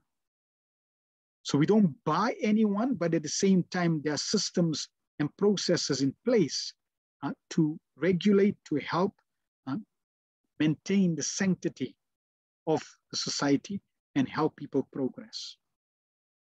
Srila Bivamangal Thakur, a great acharya of the Vishnu Swami Vaishnava sect, in his household life was overly attached to a prostitute who happened to be a devotee of the Lord. One night, when the Thakur came to Chintamani's house in torrents of rain and thunder, Chintamani was astonished to see how the Thakur could come on such a dreadful night after crossing a foaming river which was full of waves. She said to Thakur Bivamangal that this attraction of flesh for the flesh and bone of an insignificant woman like her would be properly utilized if it could be diverted to devotional service of the Lord to achieve attraction for the transcendental beauty of the Lord. It was a momentous hour for the Thakur, and he took turn towards spiritual realization by the words of the prostitute. Later on, the Thakur accepted the prostitute as his spiritual master, and in several places of his literature, of his literary work, he has glorified the name Chintamani, who showed him the right path. So Prabhupada continues, and then he also in a morning walk talks about this point. In Bhagavad Gita 9:32, the Lord says, O son of Pritha, even the low-born chandalas and those who are born in family of unbelievable believers, and even the prostitutes shall attain perfection of life if they take shelter of unalloyed devotional service to me, because in the path of devotional service, there are no impediments due to degraded birth and occupation. The path is open for everyone who agrees to follow it, unquote. It appears that the prostitutes of Dwarka, who were so eager to meet the Lord, were all his unalloyed devotees, and thus they were all on the path of salvation according to the above version of Bhagavad Gita. Therefore, the only reformation that is necessary in society is to make an organized effort to turn the citizens into devotees of the Lord, and thus all good qualities of the denizens of heaven will overtake them in their own way. On the other hand, those who are non-devotees have no good qualification whatsoever, however they may be materially advanced. The difference is that the devotees of the Lord are on the path of liberation, whereas the non-devotees are on the path of further entanglement in material bondage. The criteria for advancement of civilization is whether people are educated and advanced on the path of salvation. So the focus is that they are devotees, and that is their saving grace. Prabhupada gave a beautiful example of the prostitute and the Brahmana. There was a prostitute and a Brahmana who were living across the river. And every morning, the Brahmana, he would come out and he would see the prostitute. In the evening, he would see the prostitute. And then he would be thinking, yes, she's waiting for customers. In the morning, he would see the prostitute with somebody leaving her home. And he would think, yes, just see how fallen she is. Her prostitution life. So in this way, he was a Brahmana, but always contemplating on the prostitute's activities. The prostitute, on the other hand, she was seeing the Brahmana and she was thinking, how fortunate this Brahmana is, that he's able to think of Krishna. Just see how unfortunate I am. I'm such a low class, engaged in this low class activity. How am I going to get redeemed of this low class activity? So her consciousness was on the activities of the Brahmana, and the Brahmana's consciousness was on the activity of the prostitute. Then there was a plague that hit the city, and both the Brahmana and the prostitute died. And the Yamadutas, they came, pick up the Brahmana and take him. And the Brahmana, when he saw the Yamadutas, he said, no, you got the wrong person. It's not me you have to take, you have to take the prostitute. And the Yamaduta says, no, we didn't make a mistake. We got the right person. Because you, even though you were a Brahmana, your consciousness was on the prostitutes and prostitutes' activities. Whereas the prostitute, even though she was a prostitute, her consciousness was on your activities and the activities of the Lord. Therefore, she's liberated, and we're going to take you for punishment. So our consciousness is key. And here these prostitutes of Dwarka, they were unalloyed devotees of the Lord. Even though externally they were performing an activity that was necessary for society, especially for low-class men. Prabhupada in Morning Walk says, in India, the prostitutes engage as maidservants in respectable houses still. During daytime, they serve in the same house, and at night, they become prostitutes. There are many prostitutes. One prostitute, when we were boys, she was coming to serve my mother as a lady barber. Right? There is lady barber for serving ladies. And at the night, she was standing as prostitute. Good relation with the neighborhood. There was no enviousness. She's doing her own business. That's all. Bhagavatam. So then it is looked on as a necessity in society. Prabhupada, yes. Prostitute is necessary, is a necessity. Otherwise, these rascals, they will pollute all women. Therefore, the rascals, there must be some, therefore, for the rascals, there must be some provision. Just like opening wine shop. It is not meant for everyone, but they are drunkards. Unless they get drinking, they will create some disturbance. So just like in Dwarka, there was prostitutes. They were all devotees of Krishna. Prabhupada, yes. There are many devotees, prostitutes. So that was their service. Not their service, but that was their work. Prabhupada, yes, Bhagavatam. But still, they were devotees of Krishna. Prabhupada, yes. That is their profession, like livelihood. But they are devotees. 20. Nata nartaka gandharva sutam magada vandina gayanti chotamash loka Charitanya Bhuttanicha, expert dramatists, artists, dancers, singers, historians, journalists,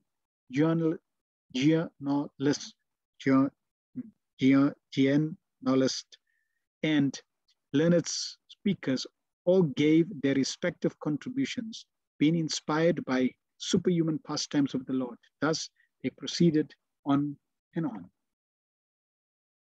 It appears that 5,000 years ago, the society also needed the service of dramatists, artists, dancers, singers, historians, genealogists, public speakers, etc. Dancers, singers, and dramatic artists mostly hailed from the Sudra community, whereas the learned historians, genealogists, and public speakers hailed from the Brahmana community. All of them belonged to a particular caste, and they became so trained in their respective families. Such dramatists, dancers, singers, historians, genealogists, and public speakers would dwell on the subject of the Lord's superhuman activities in different ages and millenniums, and not on ordinary events. Nor were they in chronological order. All the Puranas are historical facts described only in relation with the Supreme Lord in different ages and times, as well as on different planets also. Therefore, we do not find any chronological order. The modern historians, therefore, cannot catch up the link, and thus they unauthoritatively remark that the Puranas are all imaginary stories only. Even 1,000 years ago in India, all the dramatic performances were centered around superhuman activities of the Supreme Lord. Common people would be verily entertained by performance of dramas, and yatra parties played wonderfully on superhuman activities of the Lord, and thus even the illiterate agriculturalists would be a participant in the knowledge of the Vedic literatures, despite a considerable lack of academic qualifications. Therefore, expert players in drama, dancers, singers, speakers, etc. are required for the spiritual entertainment of the common man. The genealogist would give account completely of the descendants of particular families. Even at the present moment, the guides of the pilgrimage sites of India submit a complete account of the genealogical tables below a newcomer. This wonderful act sometimes attracts more customers to receive such important information. So these aspects, Prabhupada said Krishna consciousness is a cultural presentation. And Prabhupada wanted those who are expert in drama, those who are expert in singing, those who are expert in artists, to present Krishna consciousness in such a way to attract the common man. So when devotees would paint nicely, have wonderful dramas, sing nicely, have a cultural presentation, present Krishna consciousness, Prabhupada loved this and he encouraged it, because this becomes a very powerful way to attract common people. 21. Bhagavans tatra bandhunam pauranam anuvartinam yatha vidya pasangamya sarvesham mananam adade. Lord Krishna, a personality of Godhead, approached them and offered due honor and respect to each and every one of the friends, relatives, citizens, and all others who came to receive and welcome him. So now we are hearing, we heard how all the residents came to respect Krishna.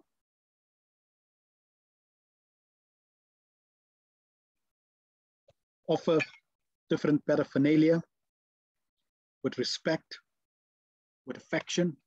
And now we're hearing how Krishna responded, reciprocated. And he reciprocated with each and every one of them that came to welcome him. The Supreme Lord, personality of Godhead, is neither impersonal nor an inert object unable to reciprocate the feelings of his devotees. Here the word yatha vidhi, or just as it behooves, is significant. He reciprocates just as it behooves with his different types of admirers and devotees. Of course, the pure devotees are of one type only because they have no other object for service but the Lord. And therefore the Lord also reciprocates with such pure devotees, just as it behooves. Namely, he is always attentive to all the matters of his pure devotees. There are others who designate him as impersonal, and so the Lord also does not take any personal interest. He satisfies everyone in terms of one's development of spiritual consciousness, and a sample of such reciprocation is exhibited herewith, his different welcomes. So Krishna, he is able to unlimitedly reciprocate with every living entity, every devotee. Krishna has that capacity. We as conditioned souls are limited in our capacity to reciprocate. Krishna does not have that limitation. Krishna can reciprocate unlimitedly with every type of living entity and devotee.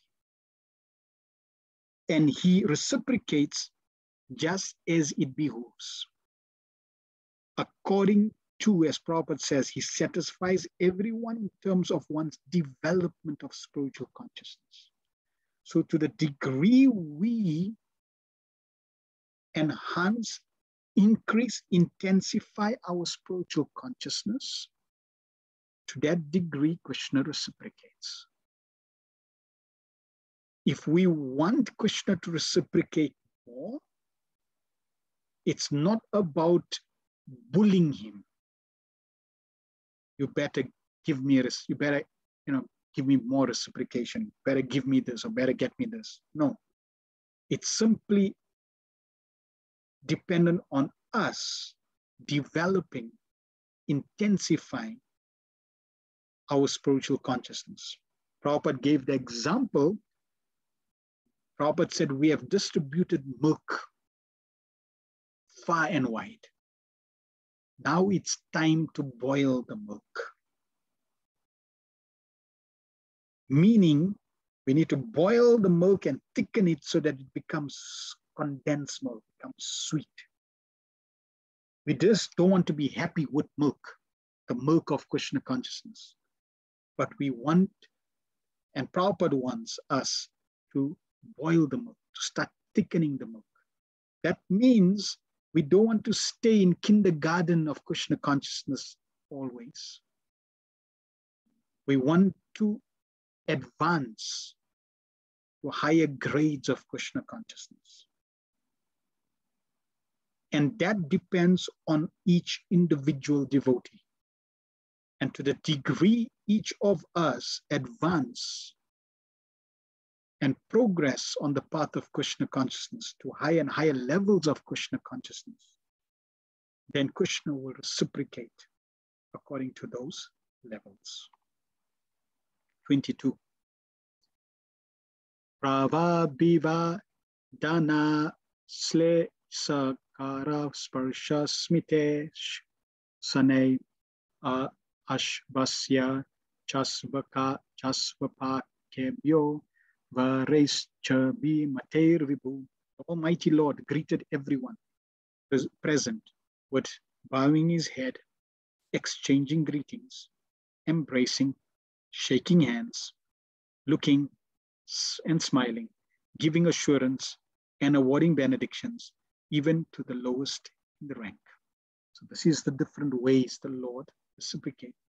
Someone may, naturally, they weren't envious. Oh, why didn't the Lord embrace me?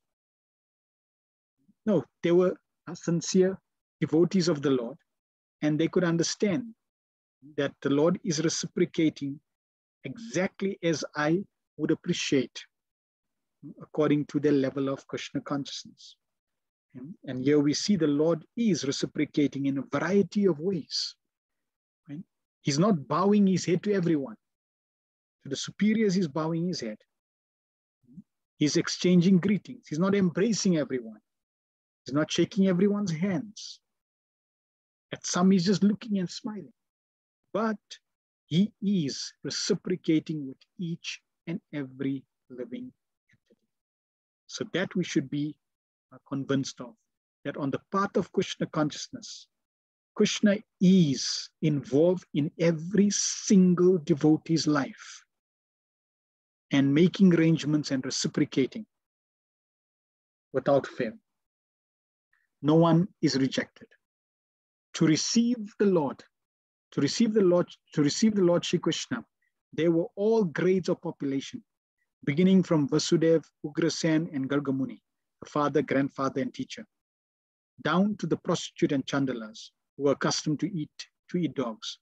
And every one of them was properly greeted by the Lord in terms of rank and position.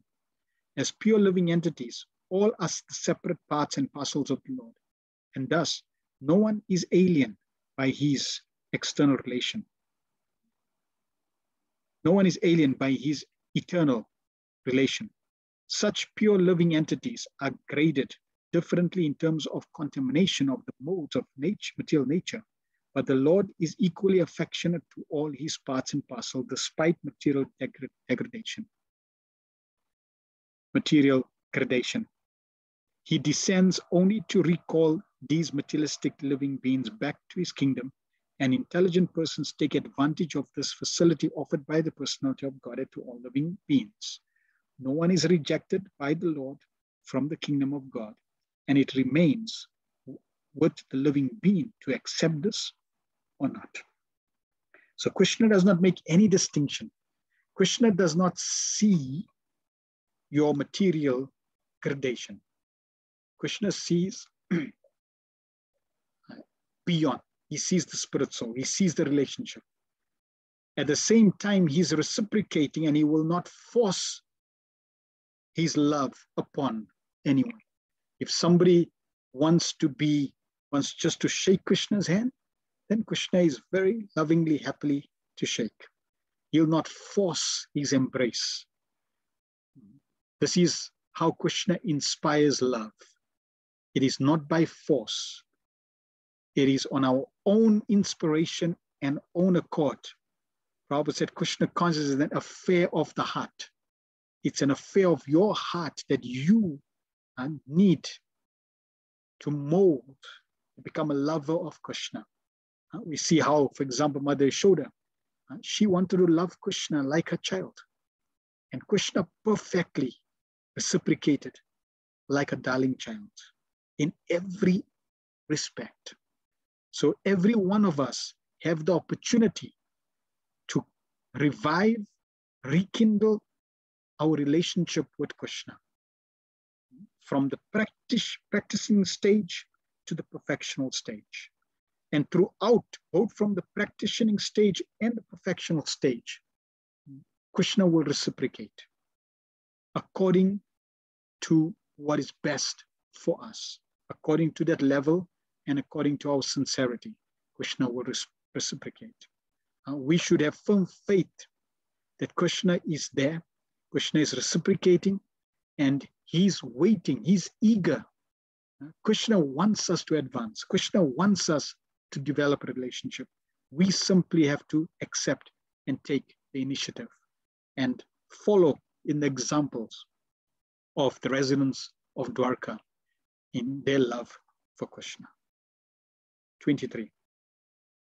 Swayam cha gurubhir vipre sadare sta viraik api ashibir yujyamano nyair vandibis chavishat puran. Then the Lord personally entered the city accompanied by elderly relatives and invalid brahmanas with their wives, all offering benedictions and singing the glories of the Lord. Others also praise the glories of the Lord. The brahmanas in society were never attentive to banking money for future retired life. When they were old invalids, they used to approach the assembly of kings, and simply by praising the glorious deeds performed by the king, along with their wives, they would provide all the necessities of life. Such brahmanas were not, so to speak, flattered by the kings, but the kings were actually glorified by their actions, and they were sincerely still more encouraged in pious acts by such brahmanas in a dignified way. Lord Shri Krishna is worthy of all glories, and the praying brahmanas and others were glorified themselves by chanting the glories of the Lord. So here we see how in society, an example of Dwarka, Krishna protected the Brahmanas. The Brahmanas' occupation was always Brahmanical, not to collect or not to work and collect money, which is basically an activity of a Sudra. So the Brahmanas were performing the function of a Brahmana, glorifying the Lord.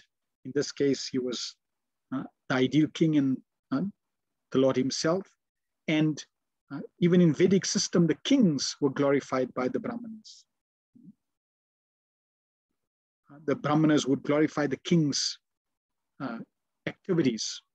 So the Brahmanas would glorify all the wonderful, powerful activities of the king, and then the king would respond and reciprocate by rewarding them, providing their needs. So in this way, they would not disturb the activities of the Brahman. They were protected.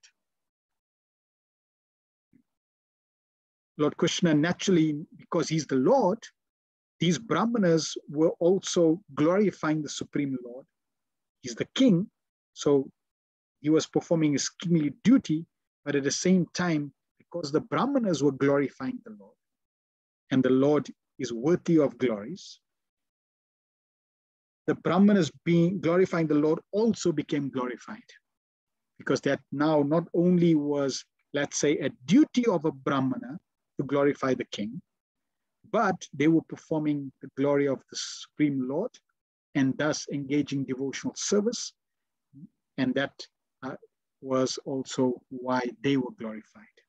Anyone who engages in Krishna consciousness, in any facet or part of Krishna consciousness, becomes automatically glorified. When one connects with the Supreme Lord himself, who is all auspicious, then that person who connects with the Lord becomes all auspicious. When one connects with the supremely pure, then that person who connects with the Lord becomes supremely pure. So in this way, anyone doesn't matter who they are in society, when they connect with the Supreme Lord, then they become glorified. And thus, we come to the conclusion of this section of verses in the Srimad Bhagavatam. Grantaraj Srimad Bhagavatam ki jai, Srila Prabhupada ki jai, Nitai Go Pramanande, Hari Hari Bol. Next week, we will cover verses 24 to 29. Are there any comments or questions anyone has on what we covered in the verses we covered? Please type in the chat.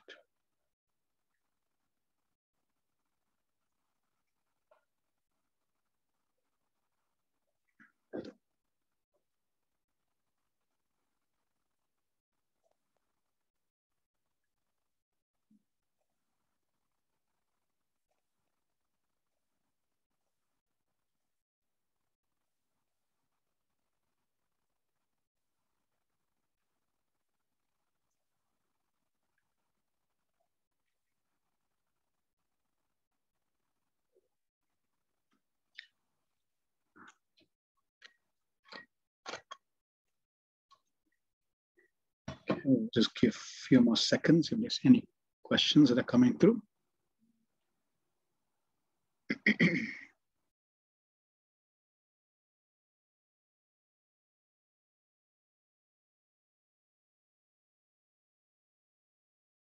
Okay, seems like there is no questions.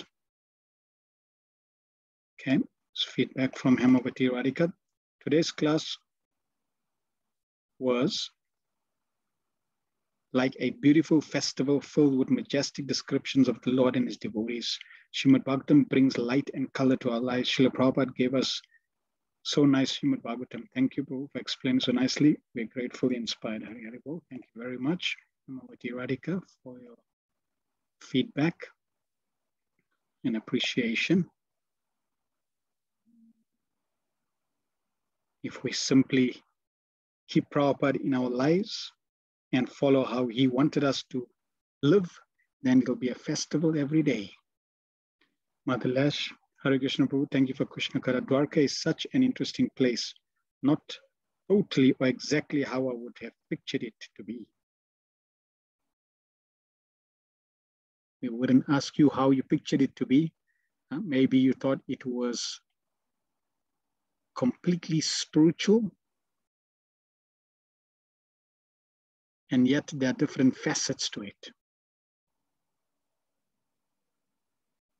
Shama, thank you very much for all the beautiful, a beautiful lecture. Shama, thank you very much. Pastor Rajapur, kindly give us final solution on the question on your group. Kindly give us a final solution of the question on your group. So we'll post that in regards to the picture.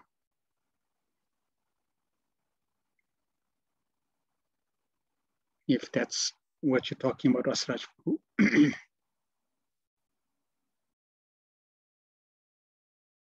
We'll post that on the chat. Okay, yeah, we'll post that on the chat. All right, thank you very much for everyone's association. Next week, we will continue on the pastime of Lord Krishna now in Dwarka. And then from there, let's see where Srimad Bhagavatam leads us into the next chapters. Kanta Srimad Bhagavatam ki jai, Srila Prabhupada ki jai, Nitai Go Pramanande. Mother Les says, all the citizens at Dwarka have spiritual bodies when they come to earth.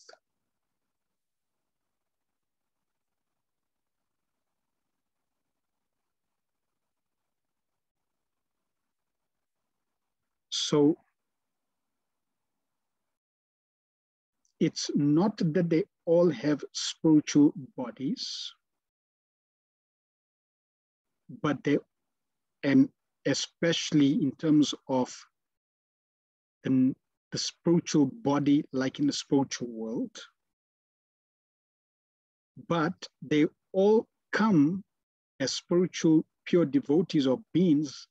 Remember, in Dwarka, even in Vrindavan, there are different grades of devotees. So, for example, the pure devotees directly from the spiritual world descend to Dwarka, Mathura, and Vrindavan. So, example, Mother Yashoda. So, Mother Yashoda is in Goloka Vrindavan and descends to Boma Vrindavan. Then you have personalities, and like that, eternal associates, they descend. So that's one category. They don't have material bodies. They are pure devotees. They basically, that's a replica of the spiritual world. Then there are demigods that descend. So when the demigods descend, they don't have a spiritual body. Okay? They have a material body, taking part in Krishna's pastimes. Then there are other sages, like, for example, during Ramayana, the sages wanted to serve the Lord in Madhurya Ras, and the Lord said no. But when I come as Krishna, then you can come. So there are sages that take birth. Then there are devotees on different levels take big birth. So not everyone has a spiritual body. They have material bodies, different grades of spiritual consciousness and levels of spiritual consciousness. The pure devotees of the Lord, they come with Krishna, like Krishna appears, he doesn't have a material body. Krishna's associates, pure eternal associates, they don't have a material body. They are eternal associates, they go where Krishna is. But then there are other conditioned souls that take birth, and they go through the process of being in this material world, but serving Krishna and becoming pure devotees. And when they become pure devotees, their body now becomes completely spiritualized. Robert gives the example of putting an iron rod in fire. Okay? It's iron, but when it stays long enough into fire, it becomes fire. So like that, as the associates of the Lord in Mathura, Dwarka, Vrindavan, etc., become completely Krishna conscious, then they become totally spiritualized. They become eternally situated in their position. So how is fruit, etc., digested in the spiritual body? We will not be able to appreciate or understand that question for the simple reason is we have a material mind, and with a material mind, we are trying to understand spiritual substance. It is beyond or inconceivable. Prabhupada was asked such questions. Prabhupada said, don't ask such questions. When you go there, you can see. Because with the material mind, it just becomes inconceivable. Like Dr. Frog in the well. Dr. Frog in the well is trying to understand the depth of the ocean. How big is the ocean? Is it one time my size of my well, 2 times the size of my well? It's inconceivable. So therefore, those questions, we leave it on the burner, because devotee asked Prabhupada, if everything in the spiritual is fully conscious, if I eat a fully conscious apple, how the apple's going to feel? It's inconceivable.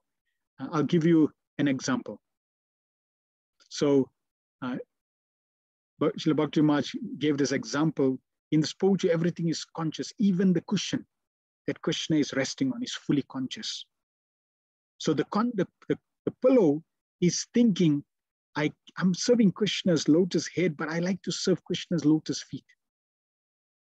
So while Krishna is sleeping, resting, the pillow, desiring to serve Krishna's lotus feet, wiggles through down to Krishna's lotus feet, and now takes shelter under Krishna's lotus feet and gives Krishna's lotus feet shelter and service. Then when Mother Yashoda comes, she sees the pillow is by Krishna's lotus feet, and she says, just see, Krishna is so, he can't sleep properly. He moved the pillow down. So then Mother Yashoda pulls the pillow again and puts the pillow under Krishna, puts Krishna's pillow up, Krishna's head on the pillow. So in this way, the pillow then thinks, oh, but Mother Yashoda, why are you doing that? I like to serve Krishna's lotus feet also. So in this way, the pillow is fully conscious, and the pillow can move, the pillow can reciprocate and think. So this is how in the spiritual, everything is fully conscious, and we will not be able to appreciate how things function there because of our material conditioning in mind. When we transcend the material body, mind, and senses, then you'll be able to appreciate. Right? Thank you very much. Srila Prabhupada ki jai. Nitai Go Pramanande. Hari Hari Bol.